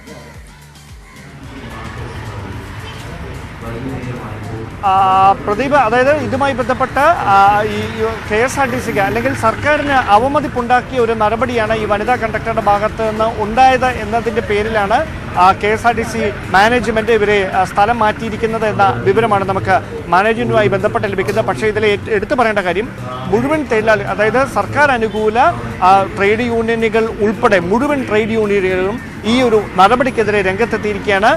അവർക്കെതിരെ അത്തരത്തിൽ ഈ വനിതാ കണ്ടക്ടർക്കെതിരെ അത്തരത്തിലൊരു നടപടി എടുത്തത് ശരിയായില്ല. അവർ ജീവനോപാധിക്ക് വേണ്ടിയാണ് ജോലി ചെയ്യുന്നത്. 40 ദിവസത്തിലധികമായി വേതനം ലഭിക്കാത്ത ഒരു സാഹചര്യത്തിലാണ് ഇത്തരത്തിൽ ബാഡ്ജ് ധരിച്ചുകൊണ്ട് ഈ ജോലിയിൽ ഏർപ്പെടേണ്ടി വന്നത് എന്നതാണ് അവരുടെ ഭാഗത്തു നിന്ന് ഉണ്ടാകുന്ന വിശദീകരണം. അതുകൊണ്ട് തന്നെ ഇത്തരത്തിലുള്ള പ്രതിഷേധവുമായി ട്രേഡ് യൂണിയനുകൾ അവരുടെ ആ ഒരു പ്രതിഷേധം ഏറ്റെടുക്കുമെന്നും അത് സംയുക്തമായി തന്നെ ആ ഒരു പ്രതിഷേധം സർക്കാരിന് മുമ്പിലേക്ക് എത്തിക്കും എന്നുമാണ് ട്രേഡ് യൂണിയനുകളുടെ ഭാഗത്തു നിന്ന് ലഭ്യമാകുന്ന വിവരം. എന്തായാലും ഒറ്റപ്പെട്ട രീതിയിൽ നടന്ന ആ പ്രതിഷേധം അത് സമൂഹ മാധ്യമങ്ങളിലടക്കം വലിയ തോതിൽ ചർച്ചകൾക്ക് വഴിവെച്ചു. അത് സർക്കാരിന് അവമതിപ്പുണ്ടാക്കി എന്ന വിലയിരുത്തലുകളുടെ പശ്ചാത്തലത്തിലാണ് ഈ വനിതാ കണ്ടക്ടറെ സ്ഥലം മാറ്റാനുള്ള KSRTC മാനേജ്മെന്റിന്റെ തീരുമാനവും ഉണ്ടായത്.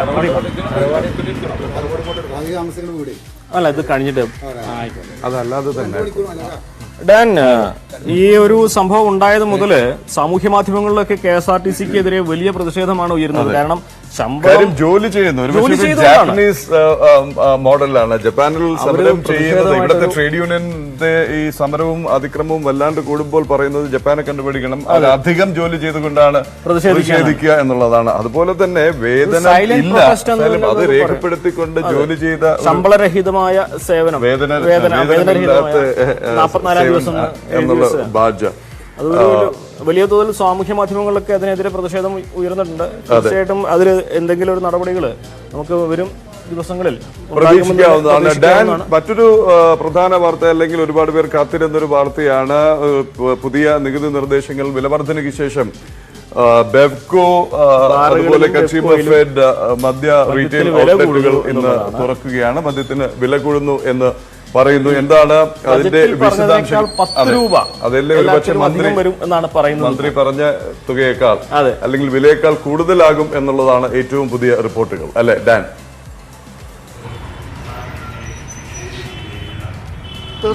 തീർച്ചയായിട്ടും. അതായത് ഈ കുടുംബ ബജറ്റുകളെ ബാധിക്കുന്ന തരത്തിലേക്ക് മദ്യനികുതി കൂടിയിരിക്കുന്നു എന്നതാണ് ഇതിലെ എടുത്തു പറയേണ്ട കാര്യം. 500 രൂപ മുതൽ 999 രൂപ വരെയുള്ള ഇന്ത്യൻ നിർമ്മിത വിദേശ മദ്യത്തിന് 20 രൂപ കൂടും എന്നാണ് ബജറ്റിലെ നിർദ്ദേശമെങ്കിലും അത് GST ഉൾപ്പെടെയുള്ളവ ചേർത്ത് വരുമ്പോൾ ഏതാണ്ട് 30 രൂപയ്ക്ക് അടുത്ത് ഒരു കുപ്പി വിദേശ മദ്യത്തിന് ചിലവാകുന്ന സ്ഥിതിയാണ് ഉണ്ടാകുന്നത്. സമാനമായ രീതിയിൽ 1000 രൂപയ്ക്ക് മുകളിലുള്ള ഇന്ത്യൻ നിർമ്മിത വിദേശ മദ്യത്തിന് 40 രൂപ കൂടുമെന്നാണ് നികുതി നിർദ്ദേശം എങ്കിലും അത് GST ഉൾപ്പെടെ ചേർത്ത് വരുമ്പോൾ ഏതാണ്ട് 50 രൂപയ്ക്ക് അടുത്ത് വരും. ഇങ്ങനെ ഈ മദ്യ ഉപഭോക്താക്കളെ സംബന്ധിച്ച് ഏറെ പ്രയാസമുണ്ടാക്കുന്ന ഒരു വില വർധനവ് അത് ഇന്നു മുതൽ നിലവിൽ വരികയാണ്.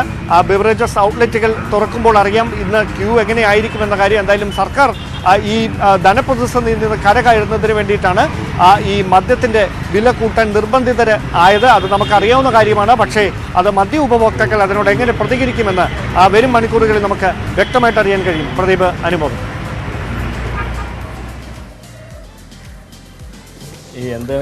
ശരി, എന്തായാലും ഡാന് നല്ലൊരു ഓശാന ഞായർ ആശംസിക്കുന്നു. ഡാനും പള്ളിയിലൊക്കെ പോകണം എന്നാണ് കരുതുന്നത്. അതെ, ഡാനും ഡാനിയും എന്തായാലും അകത്ത് കയറി പ്രാർത്ഥിച്ചില്ലെങ്കിലും കുർബാന കൈക്കൊണ്ടില്ലെങ്കിലും ഓശാന ഞായർ വിശേഷങ്ങളുമായി വിശ്വാസികളുടെ ദൃശ്യങ്ങളും ചടങ്ങുകളും ലക്ഷക്കണക്കിന് പ്രേക്ഷകരിലേക്കാണ് എത്തിച്ചത്. എന്തായാലും ഡാൻ ഓശാന ഞായർ ആശംസകൾ. പ്രഭാത കേരളം നേരത്തെ പറഞ്ഞ പോലെ മലപ്പുറം വലിയങ്ങാടി വലിയ ജുമുഅത്ത് പള്ളി, അതിനോടൊപ്പം തന്നെ ശുഹദാക്കളുടെ മഖ്ബറ, അതിന് മുന്നിൽ നിന്നാണ് പ്രേക്ഷകരിലേക്ക് എത്തിക്കൊണ്ടിരിക്കുന്നത്.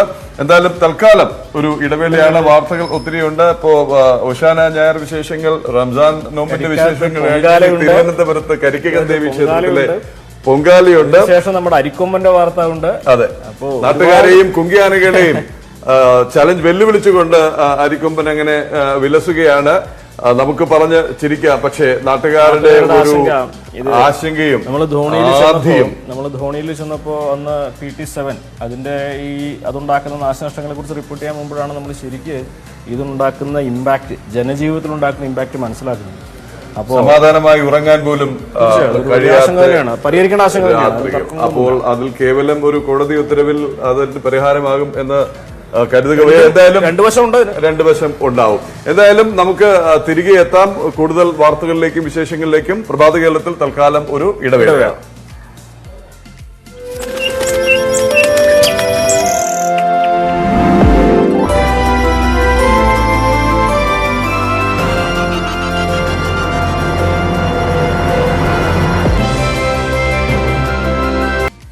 SFI നേതൃത്വം നൽകുന്ന കോളേജ് യൂണിയൻ പരിപാടിയുടെ വേദിയിൽ BJP ജില്ലാ പ്രസിഡന്റ് എത്തിയത് വിവാദത്തിലായിരിക്കുകയാണ്. CPM BJP രഹസ്യ ധാരണയാണ് ഇതിലൂടെ വെളിപ്പെടുന്നത് എന്നാണ് യൂത്ത് കോൺഗ്രസിന്റെ ആരോപണം. ഇന്നലെ കോളേജ് മാനേജ്മെന്റ് സംഘടിപ്പിച്ച മെറിറ്റ് ഡേ പരിപാടിയിലാണ് BJP ജില്ലാ പ്രസിഡന്റ് പങ്കെടുത്തതെന്നും കോളേജ് ഡേ ആണ് SFI നടത്തിയതെന്നുമാണ് SFIയുടെ ജില്ലാ നേതൃത്വം വിശദീകരിക്കുന്നത്. കൊല്ലം ചാത്തന്നൂർ SN കോളേജിൽ കഴിഞ്ഞ ദിവസം 2 പരിപാടികൾ നടന്നിരുന്നു. ഒന്ന്, കോളേജ് മാനേജ്മെന്റ് സംഘടിപ്പിച്ച മെറിറ്റ് ഡേ. 2, കോളേജ് യൂണിയൻ സംഘടിപ്പിച്ച കോളേജ് ഡേ. രാവിലെ നടന്ന മെറിറ്റ് ഡേ ഉദ്ഘാടനം ചെയ്തത് മാനേജ്മെന്റ് പ്രതിനിധി കൂടിയായ SNDP യോഗം Chathannoor taluk union president BB Gopakumar ആയിരുന്നു. BJP ജില്ലാ പ്രസിഡന്റ് കൂടിയായ ഗോപകുമാർ ഫേസ്ബുക്കിൽ പങ്കുവച്ച ചിത്രമാണ് വിവാദത്തിന് തുടക്കം കുറിച്ചത്. SFIക്കെതിരെ രംഗത്തെത്തിയ യൂത്ത് കോൺഗ്രസ് CPM നേതൃത്വം ഇക്കാര്യത്തിൽ മറുപടി പറയണമെന്നും ആവശ്യപ്പെട്ടു.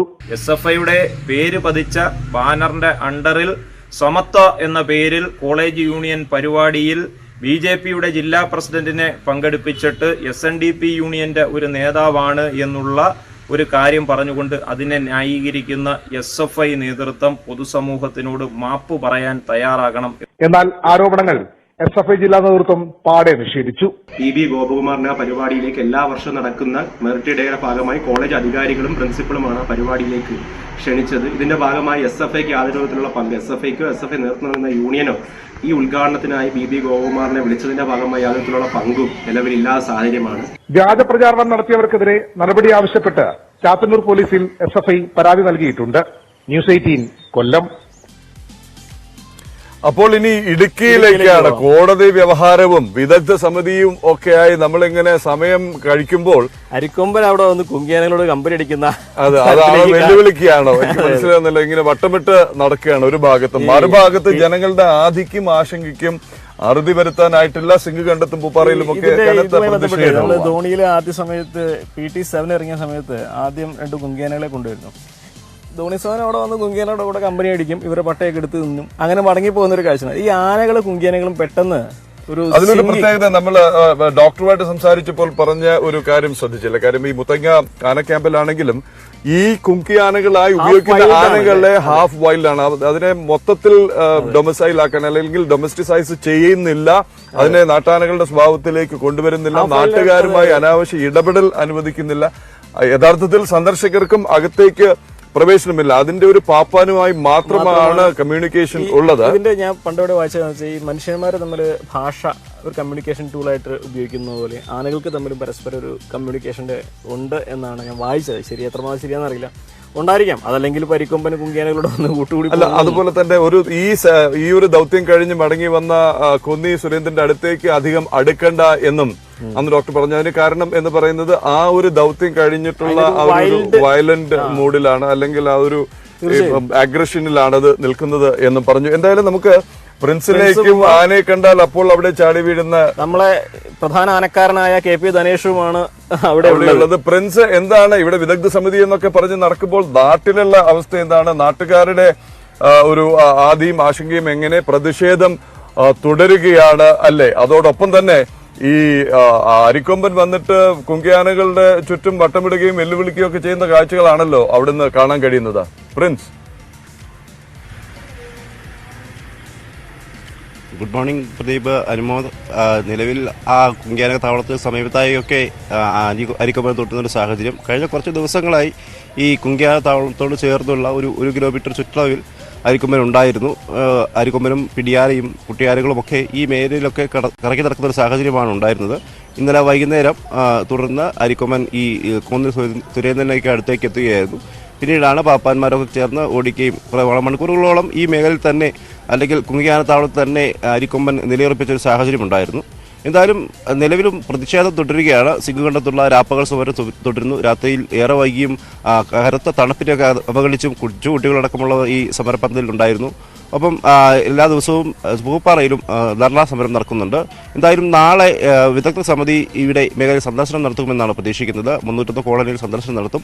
ഒപ്പം സിംഗുകണ്ടത്തും BL ഡാമിലുമൊക്കെ ഈ കാട്ടാന ആക്രമണം നേരിട്ട ആളുകളെ നേരിട്ട് സന്ദർശിച്ച് വിവരങ്ങൾ ശേഖരിക്കണമെന്നാണ് നാട്ടുകാരുടെ ആവശ്യം. മറ്റുള്ള ആളുകൾ പറയുന്നത് കേൾക്കാതെ ഓരോ ആളുകളും അനുഭവിച്ച ബുദ്ധിമുട്ടുകൾ നേരിട്ട് മനസ്സിലാക്കി കൃഷിനാശങ്ങളൊക്കെ വിലയിരുത്തി അതിനുശേഷം ഒരു റിപ്പോർട്ട് സമർപ്പിക്കണം എന്നാണ് നാട്ടുകാർ ആവശ്യപ്പെടുന്നത്. അത്തരത്തിലൊരു ഇടപെടൽ ഉണ്ടാകും എന്ന് തന്നെയാണ് നാട്ടുകാർ കരുതുന്നത്. പ്രദീപ്, അനുമോദ്.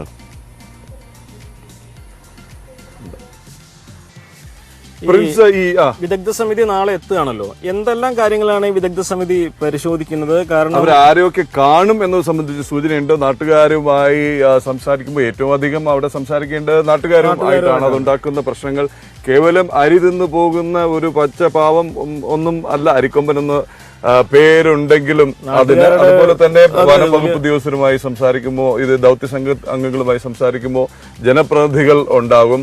എന്താണ് ഇവരുടെ സന്ദർശനം സംബന്ധിച്ച അല്ലെങ്കിൽ അവരുടെ അജണ്ട സംബന്ധിച്ച വിശദാംശങ്ങൾ ഇതൊക്കെ അറിവായിട്ടുണ്ടോ പ്രിൻസ്? നിലവിൽ 301 കോളനിയിൽ വിദഗ്ധ സമിതി സന്ദർശിക്കുമെന്നാണ് അറിയിച്ചിരിക്കുന്നത്. അല്ലാതെ മറ്റ് വിവരങ്ങളൊന്നും നൽകിയിട്ടില്ല. എങ്കിലും മറ്റു മേഖലകളിൽ, അതായത് പ്രധാനമായും നാശം വിതയ്ക്കുന്ന അരിക്കൊമ്പൻ പതിവായി എത്തുന്ന സിംഗുകണ്ടം, BL dam, Panniyar estate, Anayirangal തുടങ്ങിയ മേഖലകളിലൊക്കെ, പെരിയ കനാൽ തുടങ്ങിയ മേഖലകളിലൊക്കെ എത്തണമെന്നും ഓരോ ആളുകളെയും, അതായത് നാശനഷ്ടങ്ങൾ നേരിട്ടവർ, ആനയുടെ ആക്രമണത്തിൽ കൊല്ലപ്പെട്ടവരുടെ ബന്ധുക്കൾ, കൃഷിയിടങ്ങൾ ഇവയൊക്കെ സന്ദർശിച്ച് എന്തൊക്കെ കാര്യങ്ങൾ, എന്തൊക്കെ നാശനഷ്ടങ്ങളാണ് വരുത്തുന്നത്. കഴിഞ്ഞ ദിവസം കൂടിയും ഈ കാട്ടാന ആക്രമണത്തിൽ സിംഗുകണ്ടത്ത് കൃഷി നശിച്ചിരുന്നു. അരിക്കൊമ്പനല്ല, മറ്റൊരു ആനയാണ്.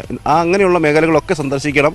ഓരോരുത്തരും അവരവർ നേരിടുന്ന ബുദ്ധിമുട്ടുകൾ മനസ്സിലാക്കണം. ഈ മേഖലയുടെ ഭൂപ്രകൃതി മനസ്സിലാക്കണം എന്നൊക്കെയാണ് ആളുകൾ ആവശ്യപ്പെടുന്നത്. പതിവായി ആനയിറക്കൽ ജലാശയ തീരത്തൂടെ കാട്ടാനകൾ കൃഷിയിടങ്ങളിലേക്കും ജനവാസ മേഖലയിലേക്കൊക്കെ വരുന്നു. 301 കോളനിയിലെ ബുദ്ധിമുട്ടുകൾ മാത്രം മനസ്സിലാക്കിയാൽ പോരാ, ഓരോ മേഖലകളിലും എല്ലാവിധ ശാന്തൻപാറ, ചിന്നക്കനാൽ പഞ്ചായത്തിലെ എല്ലാ പ്രദേശങ്ങളും, ഒപ്പം രാജകുമാരി പഞ്ചായത്തിലെ BL ഡാം മേഖലയിലും എത്തണമെന്ന് തന്നെയാണ് ജനങ്ങൾ ആവശ്യപ്പെടുന്നത്. അത്തരത്തിലൊരു ഇടപെടൽ വിദഗ്ധ സമിതിയുടെ ഭാഗത്തുനിന്നും ഉണ്ടാകും എന്ന് തന്നെയാണ് കരുതുന്നത്. എന്തായാലും വനംവകുപ്പ് കോടതിയിൽ മുൻപ് റിപ്പോർട്ട് സമർപ്പിച്ചിരുന്നു. അതിനുള്ള സമാനമായ വിവരങ്ങൾ ഈ സമിതിക്കും കൈമാറും.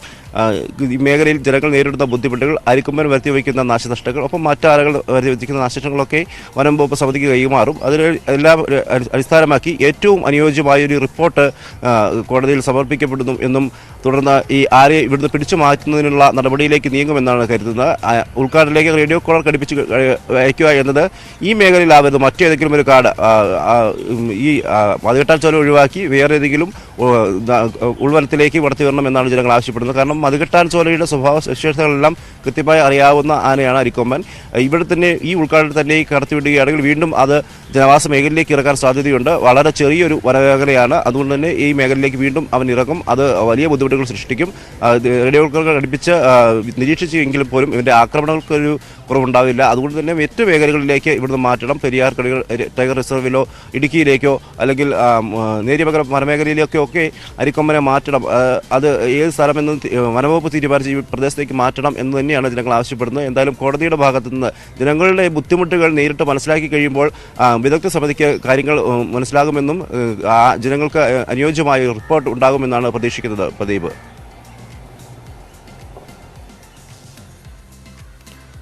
ശരി പ്രിൻസ്, അപ്പൊ പ്രിൻസിലേക്ക് മടങ്ങിയെത്താം. ഈ ഇനിയുള്ള മണിക്കൂറുകളിലും എന്തൊക്കെയാണ് അവിടെ നിന്നുള്ള വാർത്തകൾ? അരിക്കൊമ്പൻ വീണ്ടും പ്രേക്ഷകർക്ക് അറിയാൻ ഏറ്റവും താല്പര്യമുള്ള ഒരു വാർത്ത തന്നെയാണ് അത്. ഒരു ഭാഗത്ത് കൗതുകം, ഒരു ഭാഗത്ത് ആശങ്കയും, രണ്ട് ഘടകങ്ങളുമുണ്ട്. നമുക്ക് എന്തായാലും ഇനിയൊന്ന് കോഴിക്കോട്ടേക്ക് പോകാൻ. രണ്ട് കാര്യങ്ങളാണ്. ഒന്ന്, അവിടെ ഒരു വളരെ ദാരുണമായ ഒരു സംഭവം ഉണ്ടായിരുന്നു, സംഭവം തന്നെയാണ് കേട്ടിടത്തോളം. അതെ, ഉത്സവപ്പറമ്പിൽ.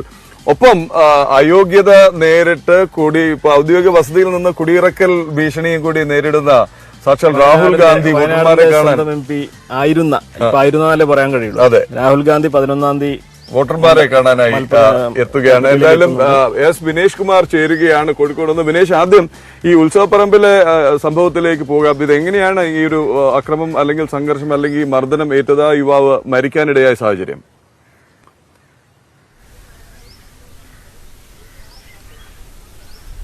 Pradeep, Anumod, good morning.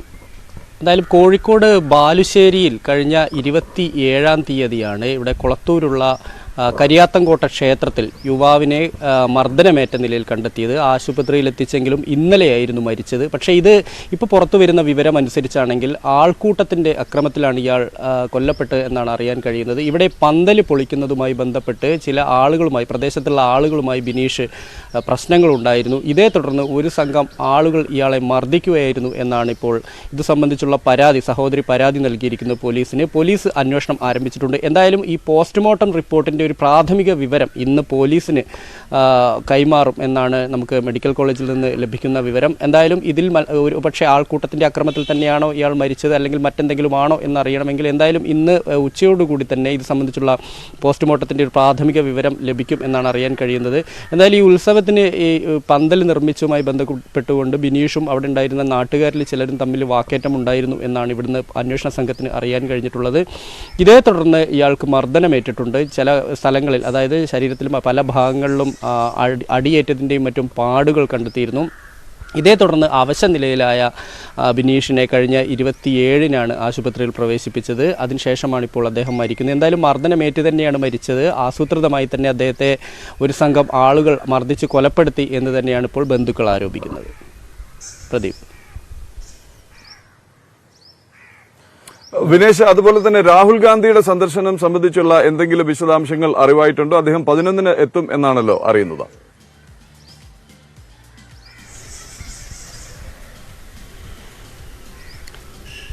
അദ്ദേഹം 11-ന് എത്തും. അദ്ദേഹം ഇപ്പോൾ കർണാടകയിലെ കോലാറിൽ പ്രചാരണം നടത്തിക്കൊണ്ടിരിക്കുകയാണ്. അവിടെ നിന്ന് അദ്ദേഹം വയനാട്ടിൽ 11-ന് എത്തും. അവിടുത്തെ തന്നെ സഹായിച്ച നാട്ടുകാരെ, വോട്ടർമാരെ എല്ലാവരോടും നന്ദി പറയും. കാരണം അദ്ദേഹം അയോഗ്യത കൽപ്പിക്കപ്പെട്ടതിന് ശേഷം ആളുകളെ കാണുന്നതിന് വേണ്ടിയിട്ട് വരും എന്നുള്ളൊരു വിവരം കഴിഞ്ഞ ദിവസം നമുക്ക് ലഭിച്ചിരുന്നു. പക്ഷേ ആ ഒരു തീയതി വ്യക്തമാക്കിയിരുന്നില്ല. പക്ഷേ ഇപ്പോൾ ഇന്നലെയാണ് ഇത് സംബന്ധിച്ച് ഉള്ള ഒരു 11-ാം തീയതി എത്തും എന്ന് അറിയിച്ചിട്ടുള്ളത്.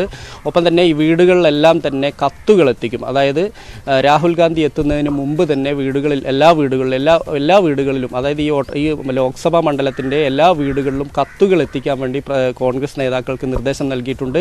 KC വേണുഗോപാൽ ഉൾപ്പെടെയുള്ള നേതാക്കൾ ഇപ്പോൾ വയനാട്ടിൽ തങ്ങി ഇതിനുള്ള നടപടിക്രമങ്ങളുമായി മുന്നോട്ട് പോകുന്നുണ്ട്. എന്തായാലും അവിടെ വരികയും അവരെ താനൊരു കുടുംബത്തിൽപ്പെട്ട ആളുകളാണ്, അല്ലെങ്കിൽ അവരുമായി അത്രയും ബന്ധമുണ്ട് തനിക്ക്, അവരെ ഒരിക്കലും വയനാട്ടുകാരെ ഒഴിഞ്ഞു പോകാൻ തനിക്ക് കഴിയില്ല.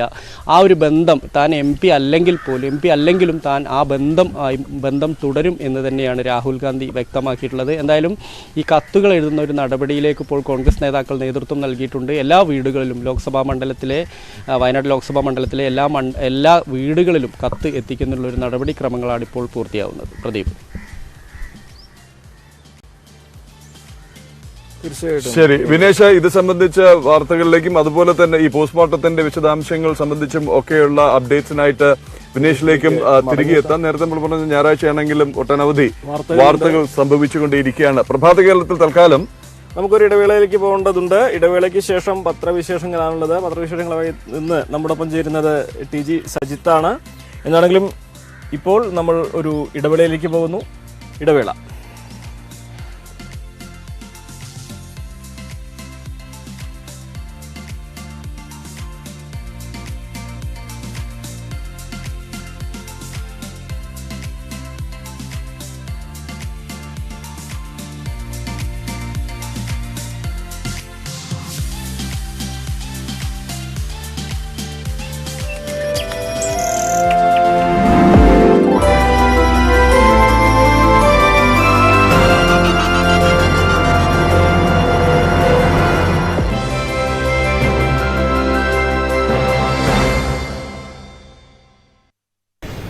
നടക്കുന്ന ഘട്ടമായിട്ടും ഇവിടെ എത്തിച്ചേർന്നത് വൈക്കം സത്യാഗ്രഹത്തോടുള്ള അദ്ദേഹത്തിന്റെയും തമിഴ്നാട് ഗവൺമെന്റിന്റെയും ആഭിമുഖ്യമാണ് പ്രകടിപ്പിക്കുന്നത്. അതിന് ആദ്യമായും അദ്ദേഹത്തോട് നന്ദി പറയുന്നു. ഇന്ത്യ ചരിത്രത്തിൽ സമാനതകളില്ലാത്ത സമര മുന്നേറ്റമായിരുന്നു വൈക്കം സത്യാഗ്രഹം. ആ സത്യാഗ്രഹത്തിന്റെ 100ാം വാർഷികാഘോഷങ്ങൾക്കാണ് നാം തുടക്കം കുറിക്കുന്നത്. കേരളത്തിന് മാറുമറക്കൽ സമരം, അരുവിപ്പുറം പ്രതിഷ്ഠ, വില്ലുവണ്ടി യാത്ര, കല്ലുമാല സമരം, ഗുരുവായൂർ സത്യാഗ്രഹം, ഇങ്ങനെ നിരവധി നവോത്ഥാന മുന്നേറ്റങ്ങൾ ഉൾപ്പെട്ട ഒരു ശൃംഖലയിലെ ഏറ്റവും കരുത്താർന്ന കണ്ണിയാണ് വൈക്കം സത്യാഗ്രഹം. വൈക്കം സത്യാഗ്രഹം സമാനതകളില്ലാത്തതാണ് എന്ന് പറഞ്ഞത് വസ്തുനിഷ്ഠമായ ചരിത്ര പശ്ചാത്തലത്തിന്റെ കൂടി അടിസ്ഥാനത്തിലാണ്. എന്താണ് വൈക്കം സത്യാഗ്രഹത്തെ ഇതര നവോത്ഥാന സമര മുന്നേറ്റങ്ങളിൽ നിന്ന് വേറിട്ട് നിർത്തുന്നത്? സാമൂഹ്യ പരിഷ്കരണ നവോത്ഥാനധാരയും ദേശീയ സ്വാതന്ത്ര്യ സമരധാരയും വൈക്കം സത്യാഗ്രഹത്തിൽ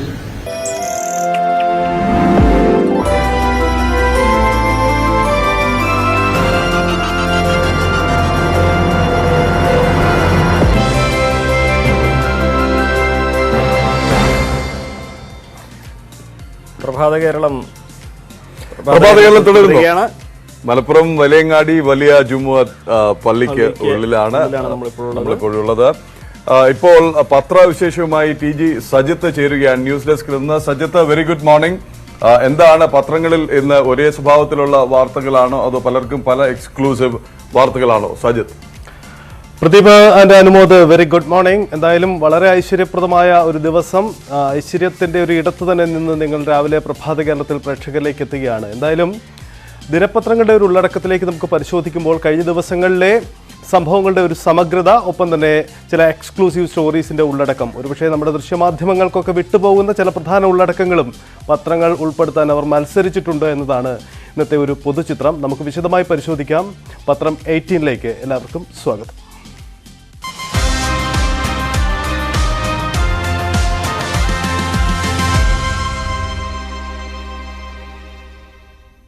അപ്പോൾ നമുക്ക് വിശദമായി പരിശോധിക്കുമ്പോൾ ഇന്നത്തെ ദിനപത്രങ്ങളുടെ ഒരു പ്രധാന പേജിലേക്ക് വരുമ്പോൾ മലയാള മനോരമ, മലയാളത്തിലെ ഒരു പ്രധാന പത്രം, പ്രധാന പേജിൻ്റെ ഉള്ളടക്കം, അതിൻ്റെ ഒരു ലേ ഔട്ട് ഇങ്ങനെയാണ്. ഇതിൽ ഏറ്റവും പ്രധാനപ്പെട്ടത് വൈക്കത്തെ ഇന്നലെ നടന്ന ആ പ്രധാനപ്പെട്ട സംഭവം, വൈക്കം സത്യാഗ്രഹത്തിൻ്റെ 100ാം വാർഷികാഘോഷം സംസ്ഥാന തലത്തിൽ സംസ്ഥാന സർക്കാർ തുടക്കമിട്ടു. അതിൻ്റെ തമിഴ് ബന്ധം, അതിൻ്റെ ഭാഗമായിട്ട് MK സ്റ്റാലിനെ കൂടി സർക്കാർ പങ്കെടുപ്പിച്ചു. അങ്ങനെ പിണറായിയും MK സ്റ്റാലിനും ഒന്നിച്ചു ചേർന്നുകൊണ്ട് ആ പരിപാടിയുടെ ഉദ്ഘാടനം ചെയ്തു. അതിൻ്റെ വാർത്തകളടക്കം ഉൾക്കൊള്ളിച്ചുകൊണ്ടാണ് പ്രധാന പേജ്. ഒപ്പം തന്നെ മദ്യവിലയിൽ 10 രൂപ കൂടി, അതായത് നേരത്തെ പ്രഖ്യാപിച്ചതിൽ നിന്ന് കൂടുതൽ 10 രൂപ കൂടി വർധനവ് ഫലത്തിൽ ഇന്നലെ മുതൽ മദ്യവിലയിലും ഉണ്ടായി. പക്ഷേ ഇന്ന് മുതലാണ് ഇത് പ്രാബല്യത്തിൽ വരിക എന്ന പ്രത്യേകതയുണ്ട്. കാരണം ഇന്നലെ മദ്യഷോപ്പുകൾക്ക് അവധിയായിരുന്നു. ഇന്നു മുതൽ സ്വാഭാവികമായും മദ്യപന്മാരുടെ ആ വിലവർധനവിനെതിരെയുള്ള പ്രതികരണവും നമുക്ക് പ്രതീക്ഷിക്കാം. ഇതാണ് അതിൻ്റെ മനോരമയുടെ ഫ്രണ്ട് പേജിൻ്റെ ഒരു ഉള്ളടക്കം. നമുക്ക് മനോരമയുടെ മറ്റ് വിശദാംശങ്ങളിലേക്കൊക്കെ വരാം. വീണ്ടും നമ്മൾ പോകുമ്പോൾ മാതൃഭൂമിയുടെ മുൻപേജിലേക്ക് പോകുമ്പോൾ നേരത്തെ സൂചിപ്പിച്ച പോലെ മാതൃഭൂമി വൈക്കത്തെ ആ സംഭവം, അതായത് അതിൽ ഏറ്റവും ശ്രദ്ധേയമായി മാതൃഭൂമി ഉൾക്കൊള്ളിച്ചിരിക്കുന്നത് അതിൽ സ്റ്റാലിൻ്റെ ഒരു പരാമർശമാണ്.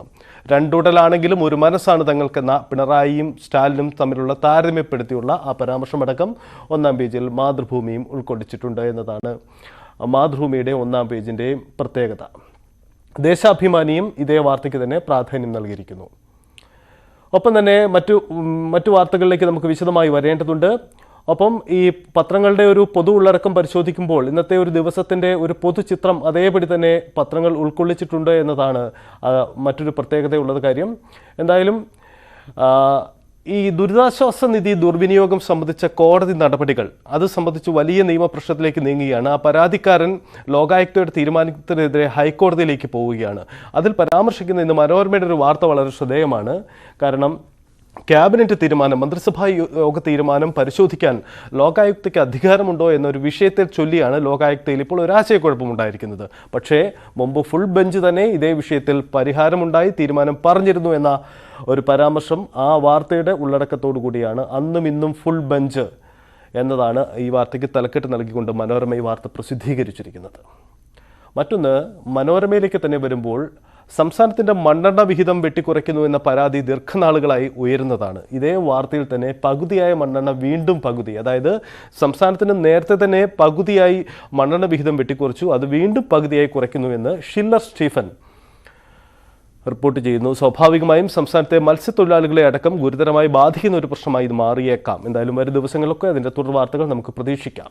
മറ്റൊന്ന്, ഒരു രാഷ്ട്രീയ വാർത്ത മനോരമയുടെ ഉൾപേജിലേക്ക് വരുമ്പോൾ സുധാകരനും, അതായത് കോൺഗ്രസിൻ്റെ സംസ്ഥാന അധ്യക്ഷനും CPMൻ്റെ സംസ്ഥാന സെക്രട്ടറിയും തമ്മിൽ നടന്ന ഒരു വാക്പോരാണ്. കാരണം ദേവികുളത്ത് ഉപതെരഞ്ഞെടുപ്പ് വേണമെന്ന് കോൺഗ്രസ് ആവശ്യപ്പെടുമ്പോൾ വയനാട്ടിൽ വേണമോ എന്ന മറുചോദ്യമാണ് വരുന്നത്. അതായത് വയനാട്ടിൽ ഉപതെരഞ്ഞെടുപ്പ് നടത്തുന്നതിനെതിരെ, അതായത് രാഹുൽ ഗാന്ധിയുടെ അയോഗ്യതയ്ക്കെതിരെ കോൺഗ്രസും CPMും ഒന്നിച്ചു നിൽക്കുമ്പോൾ ഈ ദേവികുളത്തെ സാഹചര്യത്തെയും അതേ രീതിയിൽ ഉപമിച്ചുകൊണ്ടാണ് CPM സംസ്ഥാന സെക്രട്ടറിയുടെ നീക്കം. ഇതുണ്ടാക്കുന്ന ഒരു രാഷ്ട്രീയ പ്രതിസന്ധിയും ചർച്ചയും തർക്കങ്ങളുമാണ് മനോരമ ഒരു രാഷ്ട്രീയ വാർത്തയെ ഉൾക്കൊള്ളിച്ചിരിക്കുന്നത്. ഒരു പക്ഷേ ഇന്നലെ ദൃശ്യമാധ്യമങ്ങൾക്ക് കാര്യമായി അത് പരാമർശിക്കാനും വേണ്ട രീതിയിൽ പ്രൊജക്റ്റ് ചെയ്യാനും കഴിയാതെ പോയൊരു വാർത്തയാണ് എന്നത് കൂടി നമുക്ക് ശ്രദ്ധിക്കേണ്ടതുണ്ട്. മറ്റൊന്നുള്ളത്, മനോരമയുടെ സൺഡേ പേജിലേക്ക് വരുമ്പോൾ ഇന്നസെൻ്റ്, അടുത്തിടെ മരിച്ച പ്രമുഖ ചലച്ചിത്ര താരം ഇന്നസെൻറ്റിനെ VKNുമായി ഉപമിക്കുന്ന തരത്തിലുള്ള ഒരു ലേഖനമാണ് വന്നിരിക്കുന്നത്. സന്തോഷ് ജോൺ തൂവലാണ് ഈ സൺഡേ പേജിൽ വളരെ സരസമായ ഈ ലേഖനം പ്രസിദ്ധീകരിച്ചിരിക്കുന്നത്. VKN ടു ഇന്നസെൻ്റ് ഒരു ചിരി ദൂരമെന്നാണ് ഇതിന് നൽകിയിരിക്കുന്ന തലക്കെട്ട്. എന്തായാലും ഉള്ളടക്കം വളരെ രസപ്രദമാണ് എന്ന് പ്രേക്ഷകർക്കൊക്കെ ഒരുപക്ഷെ വായിക്കാൻ കഴിയുന്ന, അതിന് മാത്രം പ്രാധാന്യമുള്ള ഒരു ലേഖനമായി തന്നെ അത് മാറുന്നുമുണ്ട്. മുമ്പ് നമ്മൾ മാതൃഭൂമിയുടെ 1ാം പേജ് പരാമർശിച്ചതാണ്. മാതൃഭൂമിയുടെ കൂടുതൽ ഉള്ളടക്കത്തിലേക്ക് പോകുമ്പോൾ ഇന്നസെൻറ്റുമായി ബന്ധപ്പെട്ട മറ്റൊരു വാർത്തയ്ക്ക് തന്നെ പ്രാധാന്യം വരുന്നു. അതായത് ഇന്നസെൻറ്റിൻ്റെ കല്ലറയിൽ അദ്ദേഹം അഭിനയിച്ചു തീർത്ത ആ പ്രധാന കഥാപാത്രങ്ങളുടെ ചിത്രങ്ങൾ ആ കല്ലറയിൽ ആലേഖനം ചെയ്യുന്നു എന്നതാണ് ആ വാർത്ത. നിറയും നിറച്ചിരി ഇനി ഈ കല്ലറയിലും. ഇന്നസെൻറ്റിൻ്റെ കല്ലറയിൽ അദ്ദേഹത്തിൻ്റെ അനശ്വര കഥാപാത്രങ്ങളെ ആലേഖനം ചെയ്തു. സെൻറ്റ് തോമസ് കത്തീഡ്രൽ ദേവാലയത്തിലെ കല്ലറയിൽ ഇനി ഇന്നസെൻ്റ് തനിച്ചല്ല, വെള്ളിത്തിരയിൽ അദ്ദേഹം അനശ്വരമാക്കിയ കഥാപാത്രങ്ങളും കൂട്ടായി ഉണ്ടാകുമെന്നതാണ് ഇരിങ്ങാലക്കുടയിൽ നിന്നും ഈ വാർത്ത റിപ്പോർട്ട് ചെയ്യുന്നത്. ഒരുപക്ഷെ മലയാളത്തിലെ മറ്റ് പത്രങ്ങൾക്ക് കാര്യമായി ഈ വാർത്തയെ തൊടാൻ കഴിഞ്ഞിട്ടില്ല. അതുകൊണ്ട് തന്നെ മാതൃഭൂമിക്ക് ഒരു അവകാശവാദം ഉന്നയിക്കാൻ കഴിയുന്ന വാർത്തയായി അത് മാറിയിട്ടുമുണ്ട് എന്നതാണ് വസ്തുത. മറ്റൊന്ന് മാതൃഭൂമിയുടെ ഉള്ളടക്കത്തിലേക്ക് വരുമ്പോൾ KSRTCയുമായി ബന്ധപ്പെട്ട വാർത്തയാണ്. അതിൽ ശ്രദ്ധേയമായ ഒരു വാർത്ത ഇന്നലെ ഹൈക്കോടതിയിൽ നിന്നുണ്ടായി. അതായത് KSRTCയെ സർക്കാർ കൈവിട്ടു എന്നതാണ് ഈ വാർത്തയുടെ തലക്കെട്ട്. അതായത് ശമ്പള ബാധ്യത ഏറ്റെടുക്കാനാവില്ല. പരിഷ്കാര നടപടികളെ പലവട്ടം KSRTC എതിർക്കുന്നു. യൂണിയനുകളുടെ എതിർപ്പ് അടക്കമുണ്ടാവുന്നു. അതുകൊണ്ട് ഇനിയും അനന്തമായി പണം നൽകാൻ കഴിയില്ല എന്ന കാര്യത്തിൽ KSRTC വിഷയത്തിൽ സർക്കാർ കോടതിയിൽ ഒരു നിലപാട് അറിയിച്ചിരിക്കുന്നു. പരിഷ്കാര നടപടികളോട് KSRTC പുറംതിരിഞ്ഞു നിൽക്കുന്നു എന്നതാണ് സംസ്ഥാന സർക്കാരിൻ്റെ അഭിഭാഷകൻ ഹൈക്കോടതിയെ അറിയിച്ചിരിക്കുന്നത്. സ്വാഭാവികമായും ഇപ്പോൾ തന്നെ പ്രതിസന്ധിയിലായ KSRTC സർക്കാരും കൈത്താങ്ങ് നൽകില്ല എന്ന തരത്തിലേക്ക് ഈ വാർത്ത വരും. തുടർ പ്രതികരണങ്ങൾ ഇന്നത്തെ ദിവസം നമുക്ക് സ്വാഭാവികമായും ഈ വാർത്തയിൽ പ്രതീക്ഷിക്കാം. മറ്റൊന്ന്, മാതൃഭൂമിയിൽ ഈ അടുത്തിടെ ഏറ്റവും ചർച്ചയാവുന്ന ഒരു പ്രധാനപ്പെട്ട കാര്യമാണ് ChatGPT. പക്ഷേ ഇതിന് ഇറ്റലിയിൽ നിരോധനം വരുന്നു എന്നതാണ്. അതായത് നമ്മുടെ സങ്കല്പങ്ങളെ പോലും മാറ്റിമറിക്കുന്ന തരത്തിലേക്കുള്ള പുതിയ അത്ഭുതമായി അവതരിപ്പിക്കപ്പെടുന്നതാണ് ChatGPT. സ്വാഭാവികമായും അതിന് ചില പ്രശ്നങ്ങളുണ്ട് എന്ന് വിലയിരുത്തലിൻ്റെ അടിസ്ഥാനത്തിൽ ഇറ്റലിയിൽ അതിന് നിയന്ത്രണം വരാൻ ആലോചിക്കുന്നു. സുരക്ഷാ ആശങ്കയാണ് വിഷയം. നിർമ്മിത ബുദ്ധി മോഡലായ ChatGPT ഇറ്റലി നിരോധിച്ചു. സുരക്ഷാ പ്രശ്നങ്ങൾ ചൂണ്ടിക്കാട്ടിയാണ് എന്നതാണ് മാതൃഭൂമിയുടെ ഈ വാർത്ത. മറ്റൊന്ന്, ഇന്നലെ ആലപ്പുഴയിൽ നിന്ന് വന്ന വാർത്തയാണ്. അതായത് നമുക്കറിയാം ഫ്രാൻസിസ് നെരോദ, അദ്ദേഹം പ്രമുഖ എഴുത്തുകാരനാണ്. വളരെ സാഹിത്യത്തെ പല വിധത്തിൽ ഫലപ്രദമായി കൈകാര്യം ചെയ്ത വ്യക്തിയാണ്. പക്ഷേ അദ്ദേഹത്തെ വിവാദത്തിലാക്കിയത് അദ്ദേഹം സർവീസിലിരിക്കെ ഈ സാഹിത്യ രചനകൾ നടത്തുന്നതിൽ സർക്കാരിൻ്റെ അനുമതി ഉണ്ടായില്ല, അതിൻ്റെ അകത്ത് ചട്ടലംഘനമുണ്ടായി എന്നതാണ്. പലവട്ടം അദ്ദേഹത്തിന് അത് സംബന്ധിച്ച് വിവാദങ്ങൾ നേരിടേണ്ടി വന്നു. ഏറ്റവും ഒടുവിൽ സർക്കാരിൻ്റെ മെമ്മോയുണ്ടായി. പക്ഷേ അദ്ദേഹം തിരുത്തൽ നടപടി നടത്തി അദ്ദേഹത്തിന് സർവീസിൽ തുടരാമെന്ന വിശദീകരണങ്ങളൊക്കെ ഉണ്ടായെങ്കിലും പക്ഷേ താൻ ഇനി സർവീസിലില്ല എന്ന നിലപാട് അദ്ദേഹം ഇന്നലെ പ്രഖ്യാപിക്കുകയും അദ്ദേഹം സർവീസിൽ നിന്ന് രാജിവെക്കുകയും ചെയ്തു. ഈ ഒരു പശ്ചാത്തലത്തിൽ മാതൃഭൂമി അദ്ദേഹവുമായി സംസാരിച്ച് K. ഉണ്ണികൃഷ്ണൻ അദ്ദേഹവുമായി സംസാരിച്ച് നെരോദയുടെ വിശദീകരണവും അദ്ദേഹത്തിൻ്റെ നിലപാടുകളും പ്രസിദ്ധീകരിച്ചിരിക്കുകയാണ്. ജോലി മതിയായി ഇനി ഞാൻ എഴുതട്ടെ എന്നതാണ് ഇതിന് നൽകിയിരിക്കുന്ന തലക്കെട്ട്. ഒപ്പം മാതൃഭൂമിയുടെ ഞായറാഴ്ച പതിപ്പ്, വാരാന്ത്യ പതിപ്പ്, മുമ്പ് നമ്മൾ മനോരമയൊക്കെ പറഞ്ഞതുപോലെ ജാവേദ് അക്തറെക്കുറിച്ചുള്ള അഭിമുഖമാണ്. അദ്ദേഹത്തിൻ്റെ നിലപാടുകൾ, തനിക്കെതിരെ ഉയർന്ന വിമർശനങ്ങൾ അടക്കമുള്ള വിഷയങ്ങളിൽ ജാവേദ് അക്തർ നിലപാട് വിശദീകരിക്കുന്നു മാതൃഭൂമിയുടെ വാരാന്ത്യ പതിപ്പിൽ. ദേശാഭിമാനിയുടെ ഒന്നാം പേജും അതിൻ്റെ പ്രത്യേകതകളും നമ്മൾ പരാമർശിച്ചതാണ്. നമ്മൾ ദേശാഭിമാനിയുടെ ഉൾപേജിലേക്ക് പോകുമ്പോൾ ഈ അടുത്തിടെ ചർച്ചയായതാണ് ട്രഷറിയിൽ നിരോധനമുണ്ട്, ട്രഷറിയിൽ നിക്ഷേപിക്കുന്ന പണത്തിന് സുരക്ഷിതത്വമില്ല എന്ന തരത്തിലുള്ള പ്രചരണം. പക്ഷേ ഇത് ദുഷ്ടലാക്കാണ്, അത്തരമൊരു പ്രചരണത്തിന് അടിസ്ഥാനമില്ല എന്നതാണ് ഒരു വാർത്തയിലൂടെ സമർത്ഥിക്കാൻ ദേശാഭിമാനി ശ്രമിക്കുന്നത്. ശമ്പളം മുടങ്ങിയില്ല, ട്രഷറി പൂട്ടിയില്ല, പൊളിഞ്ഞത് മാധ്യമ ദുഷ്ടലാക്ക എന്നതാണ് അവർ നൽകിയിരിക്കുന്ന തലക്കെട്ട്. ട്രഷറിയിൽ ഒരു പ്രശ്നവുമില്ല, അവിടെ സുരക്ഷിതമാണ് നിക്ഷേപം എന്നതാണ് ഇതിലൂടെ അവർ നൽകുന്ന ചില കണക്കുകളൊക്കെ അവതരിപ്പിച്ചുകൊണ്ടാണ് ഇത് കാര്യം മാതൃഭൂമി വിശദീകരിക്കുന്നത്. നമ്മൾ ടൈംസ് ഓഫ് ഇന്ത്യയിലേക്ക് വരുമ്പോൾ ഒരു എക്സ്ക്ലൂസീവ് വാർത്ത KP സായ്ക്കിരൻ്റേതായുണ്ട്. Curbs on all India service officers to apply for award.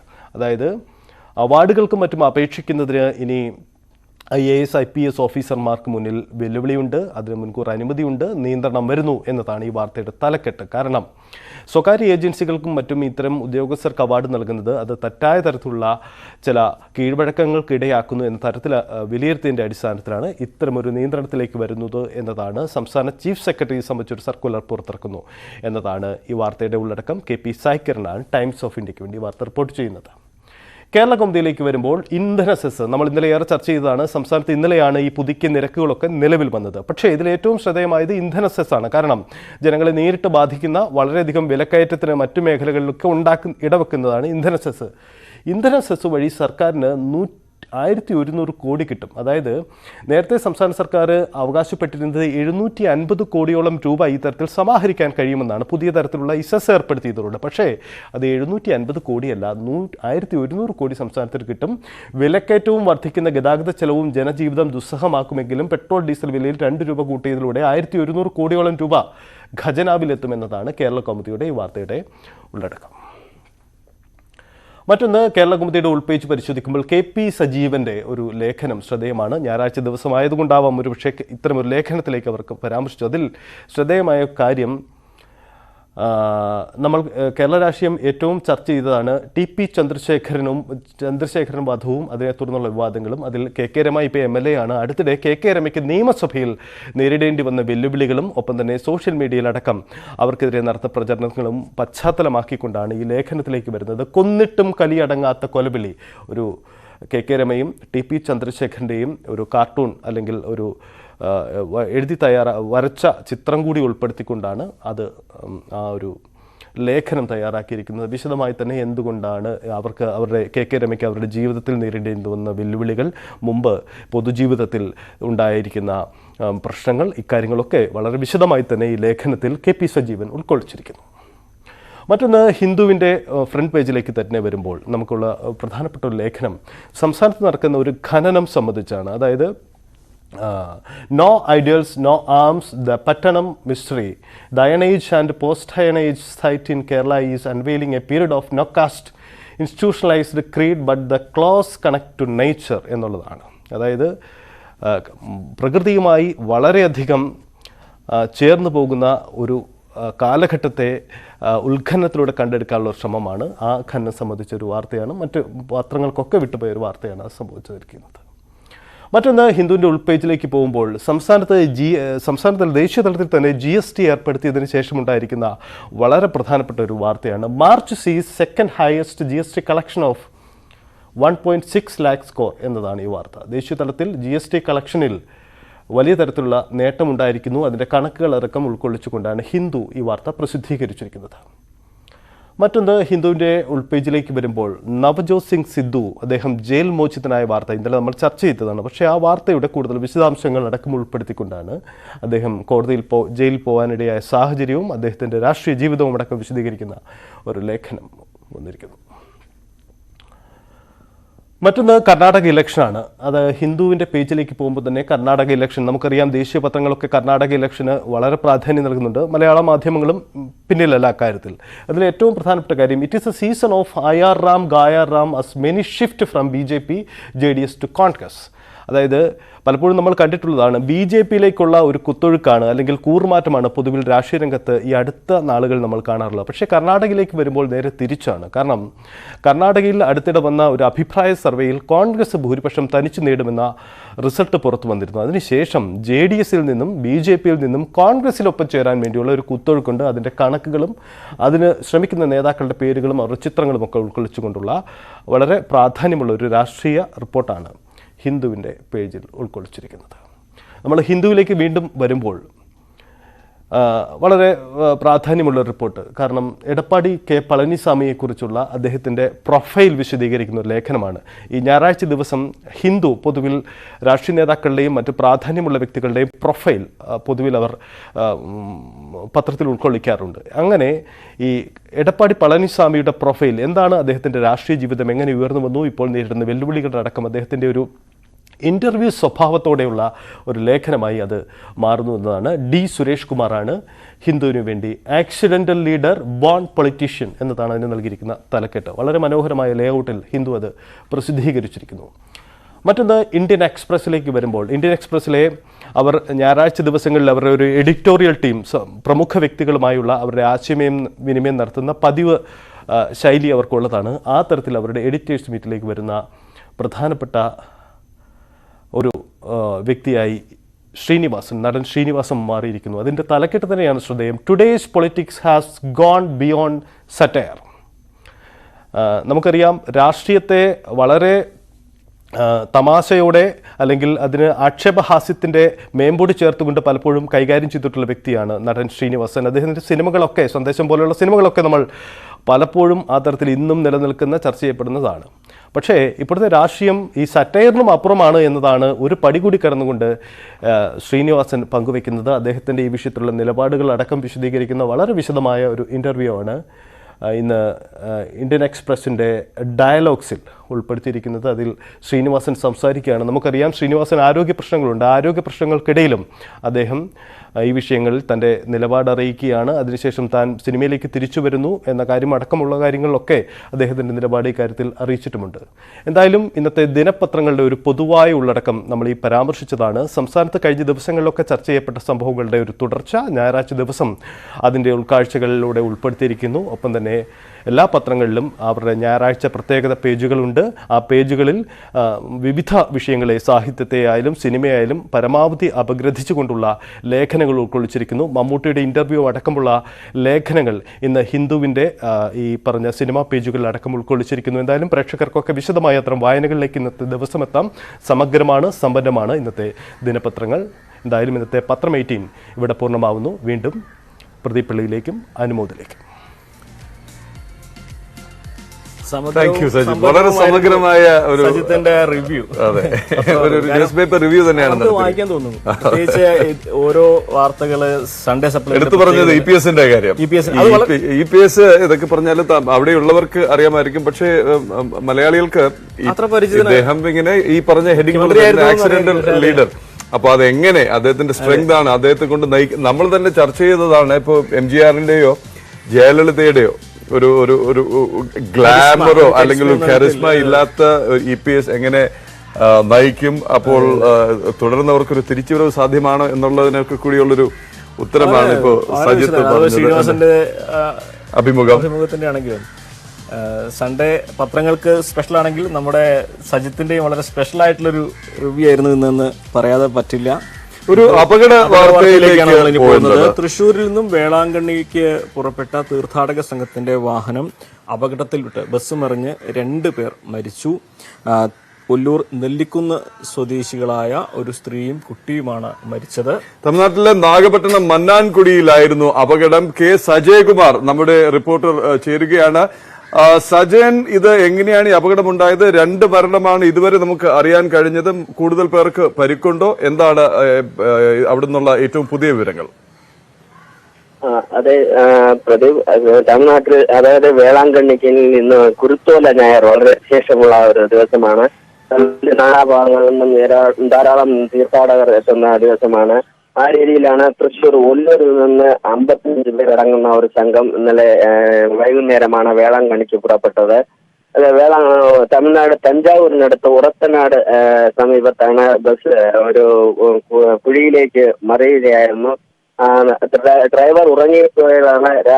അർദ്ധരാത്രിയാണ് അപകടമുണ്ടായത്. ഡ്രൈവർ ഉറങ്ങിപ്പോയത് കാരണമാണ് അപകടമുണ്ടായതെന്നാണ് പ്രാഥമിക അന്വേഷണത്തിൽ അറിയാൻ കഴിയുന്നത്. 55 പേരുണ്ടായിരുന്നത് ഇതിൽ നിയന്ത്രണം വിട്ട ബസ് മറിയുകയും 55 വയസ്സായ ഒരു സ്ത്രീയും 8 വയസ്സുള്ള ഒരു കുട്ടിയും സംഭവ സ്ഥലത്ത് തന്നെ മരിക്കുകയുണ്ടായി എന്നാണ് ഇപ്പോഴുള്ള വിവരം.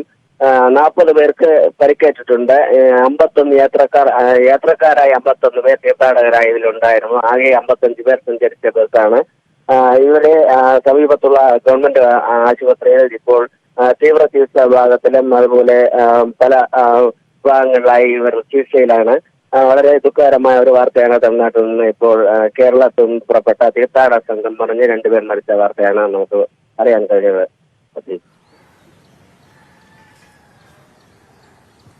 ശരി, താങ്ക് യു സജയകുമാർ. ഇതിന്റെ മറ്റ് വിവരങ്ങളുമായി നമുക്ക് വീണ്ടും സജയകുമാറിലേക്ക് എത്താം. നമുക്കിപ്പോൾ കർണാടകയിലേക്ക് പോകാം. കർണാടകയിൽ തെരഞ്ഞെടുപ്പ് ഒരുക്കം. കന്നഡ ജനമന.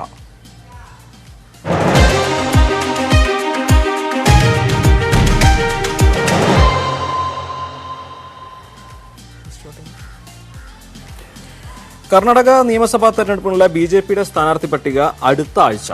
BJP കോർ കമ്മിറ്റി യോഗം ബാംഗ്ലൂരുവിൽ തുടരുകയാണ്.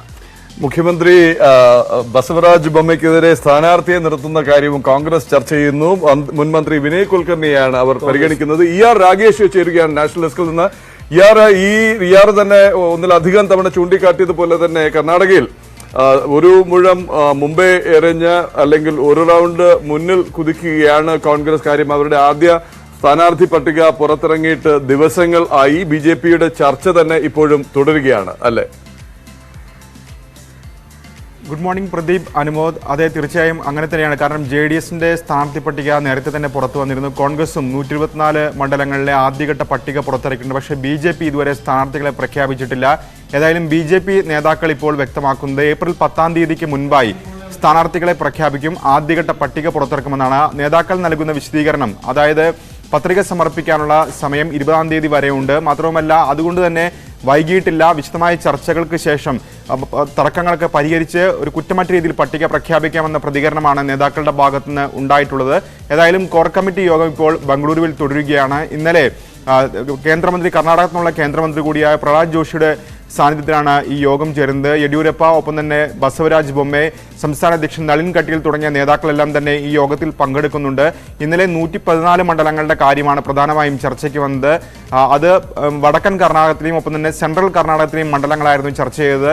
ഇന്ന് വീണ്ടും യോഗം ചേരുന്നുണ്ട്. ഈ യോഗത്തിൽ ബംഗളൂരുവിലെയും ഒപ്പം തന്നെ ദക്ഷിണ കന്നഡ തുടങ്ങിയ മേഖലകളിലെ മണ്ഡലങ്ങളുടെ കാര്യവും ചർച്ചയ്ക്ക് വരും. തുടർന്നൊരു ചുരുക്ക പട്ടിക തയ്യാറാക്കുകയും അത് കേന്ദ്ര തെരഞ്ഞെടുപ്പ് കമ്മിറ്റിക്ക് കൈമാറുകയും ചെയ്യും. കേന്ദ്ര തെരഞ്ഞെടുപ്പ് കമ്മിറ്റിയായിരിക്കും ഇക്കാര്യത്തിൽ അന്തിമ പ്രഖ്യാപനം ഏതായാലും നടത്തുക. നിലവിൽ നേതാക്കൾ വ്യക്തമാക്കിയിട്ടുള്ളത് ആദ്യഘട്ടത്തിൽ 140 മുതൽ അല്ലെങ്കിൽ 150 വരെ സീറ്റുകളുടെ സ്ഥാനാർത്ഥികളായിരിക്കും ഏപ്രിൽ 9-നോ അല്ലെങ്കിൽ 10-ാം തീയതിയായി പ്രഖ്യാപിക്കുക. അതിനുശേഷമായിരിക്കും രണ്ടാം ഘട്ട പട്ടിക പുറത്തു വരിക എന്നാണ് നേതാക്കൾ അറിയിച്ചിട്ടുള്ളത്. നിലവിൽ ചില മണ്ഡലങ്ങളിൽ ഒന്നിലധികം നേതാക്കൾ അവകാശവാദം ഉന്നയിച്ച് രംഗത്ത് വന്നിട്ടുണ്ട്. പ്രത്യേകിച്ച് ബലഗാവിയിലെ അത്തണി മണ്ഡലത്തിൽ മുൻ ഉപമുഖ്യമന്ത്രി ലക്ഷ്മൺ സവദി സീറ്റിനായി അവകാശവാദം ഉന്നയിച്ചിട്ടുണ്ട്. ഇവിടെ മഹേഷ് കുമ്മത്തിലിയാണ് സിറ്റിംഗ് MLA. പ്രത്യേകിച്ച് കഴിഞ്ഞ ഓപ്പറേഷൻ ലോട്ടസിലൂടെ BJPയിലെത്തിയ നേതാവാണ് മഹേഷ് കുമ്മത്തലി. കാരണം 2018-ൽ കോൺഗ്രസ് ടിക്കറ്റിൽ ലക്ഷ്മൺ സവദിയെ തോൽപ്പിച്ച വ്യക്തിയാണ് മഹേഷ്. പക്ഷേ ഇത്തവണ സീറ്റിനായി മുൻ ഉപമുഖ്യമന്ത്രി കൂടിയായ ലക്ഷ്മൺ സവദി രംഗത്ത് വന്ന സാഹചര്യത്തിൽ അവിടെ വലിയ തർക്കം നിലനിൽക്കുകയാണ്. പ്രത്യേകിച്ച് പ്രധാനപ്പെട്ട നേതാക്കളെല്ലാം തന്നെ ചേരിതിരിഞ്ഞ് ഈ അവകാശവാദം ഉന്നയിക്കുന്ന സാഹചര്യമുണ്ട്. ഇക്കാര്യം BJP നേതൃത്വം ഏതായാലും ഗൗരവത്തോടു കൂടിയാണ് കാണുന്നത്. അതുകൊണ്ട് തന്നെ ആദ്യഘട്ട പട്ടികയിൽ ഇത്തരത്തിൽ തർക്കം നിലനിൽക്കുന്ന സീറ്റുകൾ ഉണ്ടാകില്ല എന്ന് നേതാക്കൾ അറിയിച്ചിട്ടുള്ളത്. ഒപ്പം തന്നെ കഴിഞ്ഞ ദിവസമാണ് കൈക്കൂലി കേസിൽ ഒരു BJP MLA-യെ അറസ്റ്റ് ചെയ്ത് ലോകായുക്തയെ കർണാടക പോലീസ് അറസ്റ്റ് ചെയ്തത്. അവിടെയും ഏതായാലും ആദ്യഘട്ടത്തിൽ പ്രഖ്യാപനം ഉണ്ടാവില്ല. ഇങ്ങനെ തർക്കങ്ങളില്ലാത്ത സീറ്റുകളിൽ ആദ്യഘട്ടത്തിൽ പ്രഖ്യാപിക്കാനുള്ള നീക്കമാണ് BJPയുടെ ഭാഗത്ത് നടക്കുന്നത്. അങ്ങനെ 150 സീറ്റുകളുടെ പ്രഖ്യാപനം ഏപ്രിൽ 9-നോ 10-നോ ഉണ്ടാകുമെന്ന് നേതൃത്വം വ്യക്തമാക്കുകയും ചെയ്യുന്നുണ്ട്. മറ്റൊരു പ്രധാനപ്പെട്ട കാര്യം, 2 സീറ്റുകളിൽ മുഖ്യമന്ത്രി ബസവരാജ് ബൊമ്മെ 2 സീറ്റുകളിൽ മത്സരിക്കുമെന്ന കാര്യത്തിൽ ചില റിപ്പോർട്ടുകൾ ഉണ്ടായിരുന്നു. ഏതായാലും ഇക്കാര്യത്തിൽ സ്ഥിരീകരണം നേതൃത്വത്തിന്റെ ഭാഗത്തുനിന്ന് ഉണ്ടായിട്ടില്ല. നേതൃത്വം ഇക്കാര്യം പരിഗണിക്കുന്നു എന്ന വിവരങ്ങൾ കൂടി ലഭിക്കുന്നുണ്ട്. മറ്റൊന്ന്, യെഡിയൂരപ്പയുടെ മകൻ BY രാഘവേന്ദ്രയും 2 മണ്ഡലങ്ങളിൽ മത്സരിക്കുമെന്ന റിപ്പോർട്ടുകളുണ്ട്. എന്നാൽ ശിക്കാരിപുരയിൽ തന്നെയായിരിക്കും മത്സരിക്കുക. വരുണയിൽ സിദ്ധരാമയ്യക്കെതിരെ മകൻ മത്സരിക്കില്ല എന്ന് യെഡിയൂരപ്പ വ്യക്തമാക്കിയിരുന്നു. ഇക്കാര്യത്തിൽ നേതൃത്വത്തിന്റെ ഭാഗത്തുനിന്ന് ഔദ്യോഗിക പ്രതികരണം ഏതായാലും ഉണ്ടായിട്ടില്ല. ഏതായാലും പട്ടിക ഉടൻ തന്നെ പുറത്തിറക്കി മറ്റ് പാർട്ടികൾക്കൊപ്പം പ്രചാരണത്തിൽ മുന്നേറാനുള്ള നീക്കമാണ് BJPയുടെ ഭാഗത്ത് നടക്കുന്നത്. ഇന്ന് വീണ്ടും ഏതായാലും യോഗം ബംഗളൂരുവിൽ ചേരുകയാണ്. വീണ്ടും അനുമോദിലേക്കും പ്രദീപിലേക്കും. വളരെ നന്ദി രാകേഷ്, വിശദമായ റിപ്പോർട്ടിന്. നമുക്കിനി പോകാനുള്ളത് നീലവെളിച്ചം സിനിമയുമായി ബന്ധപ്പെട്ട ഒരു വാർത്തയിലേക്കാണ്. നീലവെളിച്ചം സിനിമയിലെ പ്രധാന ഗാനങ്ങളെല്ലാം തന്നെ അത് നിയമപരമായിട്ട് സ്വന്തമാക്കിയതാണ് എന്നൊരു വിശദീകരണമാണ് സംവിധായകൻ ആഷിഖ് അബു നടത്തിയിരിക്കുന്നത്. ഗാനങ്ങളുടെ പകർപ്പവകാശമുള്ളവർക്ക് പ്രതിഫലം നൽകിയാണ് നീലവെളിച്ചം സിനിമയിൽ ഉപയോഗിച്ചത് എന്നാണ് അദ്ദേഹത്തിന്റെ വിശദീകരണം. അതല്ല, ഡാനി പോൾ ചേരുന്നുണ്ട് ടെലിഫോൺ ലൈനിൽ. ഡാനി, എന്താണ് ഈ ഒരു വിവാദവും അതിന്റെ പശ്ചാത്തലവും? പ്രദീപ്, ഇക്കാര്യത്തിൽ നീലവെളിച്ചം സിനിമ അത് വൈക്കം മുഹമ്മദ് ബഷീറിന്റെ കഥയെ ആസ്പദമാക്കി നേരത്തെ ഉണ്ടായിരുന്ന പടം അത് വീണ്ടും ആ തിയേറ്ററിലേക്ക് എത്തുമ്പോൾ അതിലെ ഏറ്റവും ആകർഷമായത് എന്ന് പറയുന്നത് ബാബുരാജിന് നൽകിയ സംഗീതവും അത് ഗാനങ്ങളും എല്ലാം തന്നെയായിരുന്നു.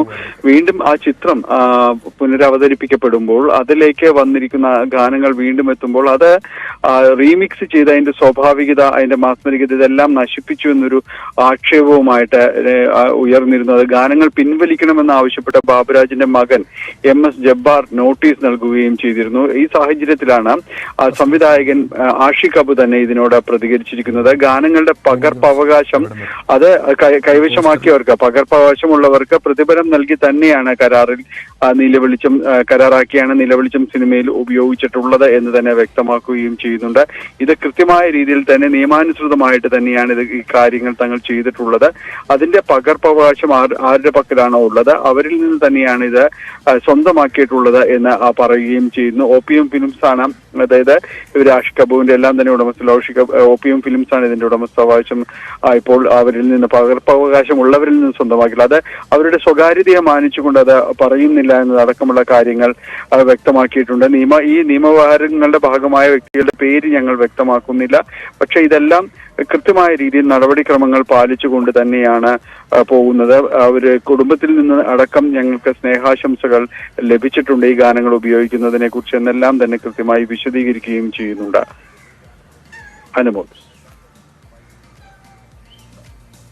വളരെ നന്ദി ഡാനി, വിശദമായി തന്നെ ഇക്കാര്യം റിപ്പോർട്ട് ചെയ്തതിന്. നമുക്ക് അടുത്തൊരു വാർത്ത. ഓർത്തഡോക്സ് സഭാ തർക്കത്തിൽ മന്ത്രി വീണ ജോർജിനെതിരെ പോസ്റ്റർ. സഭയുടെ വിയർപ്പിലും വോട്ടിലും മന്ത്രി വീണ ജോർജ് മൗനം വെടിയണം എന്നാണ് പോസ്റ്ററിൽ എഴുതിയിരിക്കുന്നത്. പിണറായി വിജയൻ നീതി പാലിക്കണം എന്നും പോസ്റ്ററുണ്ട്. ഓർത്തഡോക്സ് യുവജനം എന്ന പേരിലാണ് പോസ്റ്റർ. വിശദാംശങ്ങളുമായി ശശിനാരായണൻ ചേരുകയാണ് പത്തനംതിട്ടയിൽ നിന്ന്. ശശി, എന്താണ് ഇതിന്റെ ഒരു പശ്ചാത്തലം? ഇത് വലിയ വിവാദത്തിലേക്ക് നീങ്ങുകയാണോ? പ്രദീപ്, അനുമോദ്, അത് തന്നെയാണ് കാര്യം. കാരണം പ്രധാനമായും സഭാതർക്കം നിലനിൽക്കുന്ന സാഹചര്യത്തിൽ ഇത് പരിഹരിക്കാത്തൊരു പശ്ചാത്തലത്തിലാണ് ഇപ്പോൾ ഓർത്തഡോക്സ് സഭയുടെ യുവജനം എന്ന പേരിൽ ഒരു പോസ്റ്റർ പ്രത്യക്ഷപ്പെട്ടിട്ടുള്ളത്. ഇതിൽ പ്രധാനമായും ആരോഗ്യമന്ത്രി വീണ ജോർജിനെതിരെയും മുഖ്യമന്ത്രിക്കെതിരെയാണ് പോസ്റ്ററിൽ പരാമർശമുള്ളത്. സഭയുടെ വിയർപ്പിലും വോട്ടിലും മന്ത്രിയായ വീണ ജോർജ് മൗനം വെടിയണമെന്നും മുഖ്യമന്ത്രി നീതി പാലിക്കണമെന്നുമാണ് പോസ്റ്ററിലെ ഉള്ളടക്കം. ഓർത്തഡോക്സ് യുവജനം എന്ന പേരിലാണ് പോസ്റ്റർ പതിച്ചിരിക്കുന്നത്. പത്തനംതിട്ട ജില്ലയിലെ വിവിധ ഓർത്തഡോക്സ് പള്ളികളിലാണ് ഈ പോസ്റ്റർ പതിച്ചിട്ടുള്ളത്. ഇന്നലെ രാത്രിയിലാണ് പോസ്റ്റർ പതിച്ചിട്ടുള്ളത്. നമ്മളിതുമായി ബന്ധപ്പെട്ട സഭയുടെ അധികാരികളുമായി ബന്ധപ്പെടാൻ ശ്രമിച്ചെങ്കിലും ഇക്കാര്യത്തിൽ ഒരു പ്രതികരണം ഇതുവരെയും സഭാ നേതൃത്വത്തിൽ നിന്നും ഉണ്ടായിട്ടില്ല. എന്തായാലും ഈ ഒരു കാര്യം സഭയുടെ പ്രതിഷേധം അറിയിക്കുന്നത് യുവജനം എന്ന പേരിലാണ് ഈ മന്ത്രിക്കെതിരെയും വീണ ജോർജ് മന്ത്രിക്കെതിരെയും ഒപ്പം മുഖ്യമന്ത്രി പിണറായി വിജയനെയും പോസ്റ്റർ പതിച്ചിട്ടുള്ളത്. പ്രദീപ്, സമയമില്ല.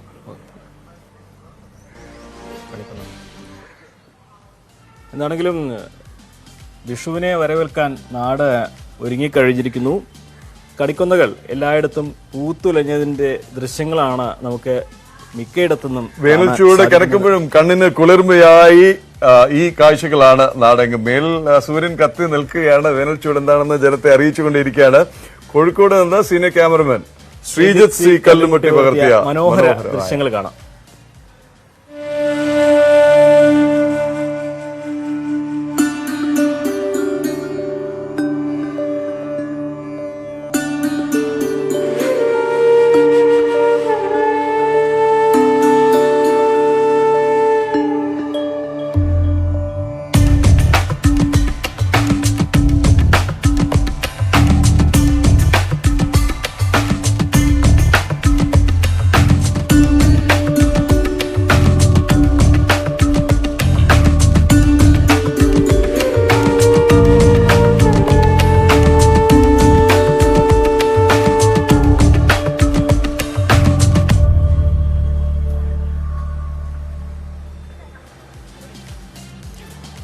അനന്തപുരിക്ക് അനുഗ്രഹം നൽകിയ അഘോരി പരമ്പരയിലെ ശ്രീ കൈലാസപുരി.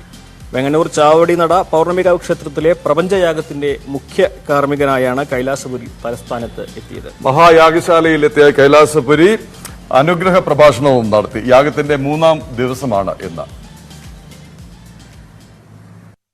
പ്രപഞ്ച നന്മയ്ക്കും ജീവരാശിയുടെ രക്ഷയുമായി നടത്തുന്ന യാഗം ഇന്ന് 3-ാം ദിനത്തിലേക്ക്. 7 ദിവസത്തെ യാഗത്തിൽ പങ്കെടുക്കുന്നതിനായാണ് അഘോരി പരമ്പരയിലെ ശ്രീ കൈലാസപുരി തലസ്ഥാനത്തെത്തിയത്.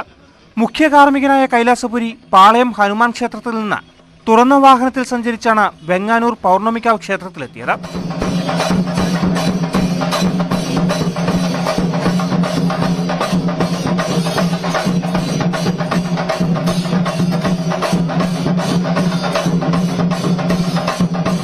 വാദ്യഘോഷത്തോടെ ആചാര്യശ്രേഷ്ഠനെ പൗർണമികാവിൽ സ്വീകരിച്ചു.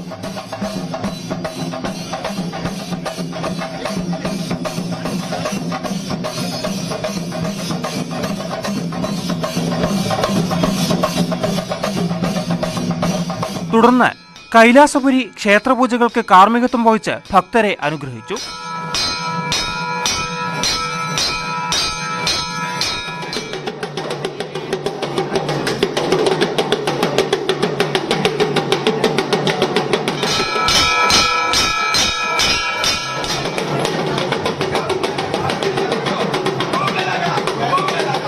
യാഗശാലയിലെത്തി അനുഗ്രഹ പ്രഭാഷണം നടത്തി. ഇന്ന് രാവിലെയും വൈകിട്ടുമായി ഭക്തർക്ക് ദർശനം നൽകും.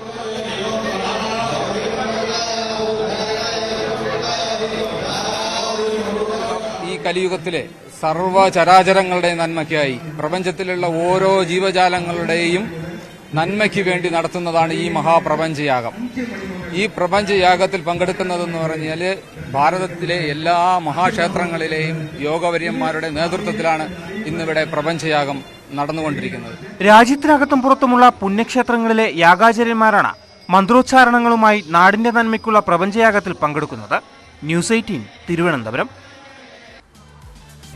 പ്രഭാത കേരളം അതിന്റെ പരിസമാപ്തിയിലേക്ക് എത്തുകയാണ്. മലപ്പുറം വലിയങ്ങാടി വലിയ ജുമുഅ പള്ളിയിൽ നിന്നാണ് ഈ റംസാൻ നോമ്പ് കാലത്ത് ഇന്ന് പ്രഭാത കേരളം പ്രേക്ഷകരിലേക്ക് എത്തിയത്. ഒപ്പം തന്നെ ഓശാന ഞായർ വിശേഷങ്ങളുണ്ടായിരുന്നു, കരിക്കകം പൊങ്കാലയുണ്ടായിരുന്നു. അങ്ങനെ എല്ലാം കൊണ്ടും വാർത്താ സമ്പുഷ്ടമായിരുന്നു ഇന്നത്തെ ഒരു പ്രഭാത കേരളം എന്ന് പറയാം. പുണ്യ ദിനവും. എന്തായാലും തൽക്കാലം പ്രഭാത കേരളം, ഇന്നത്തെ പ്രഭാത കേരളം ഈ എഡിഷൻ ഇവിടെ സമാപിക്കുകയാണ്. നാളെ വീണ്ടും കാണാം. എല്ലാവർക്കും നല്ലൊരു ഞായറാഴ്ചയും ശുഭദിനവും ആശംസിക്കുന്നു. നമസ്കാരം.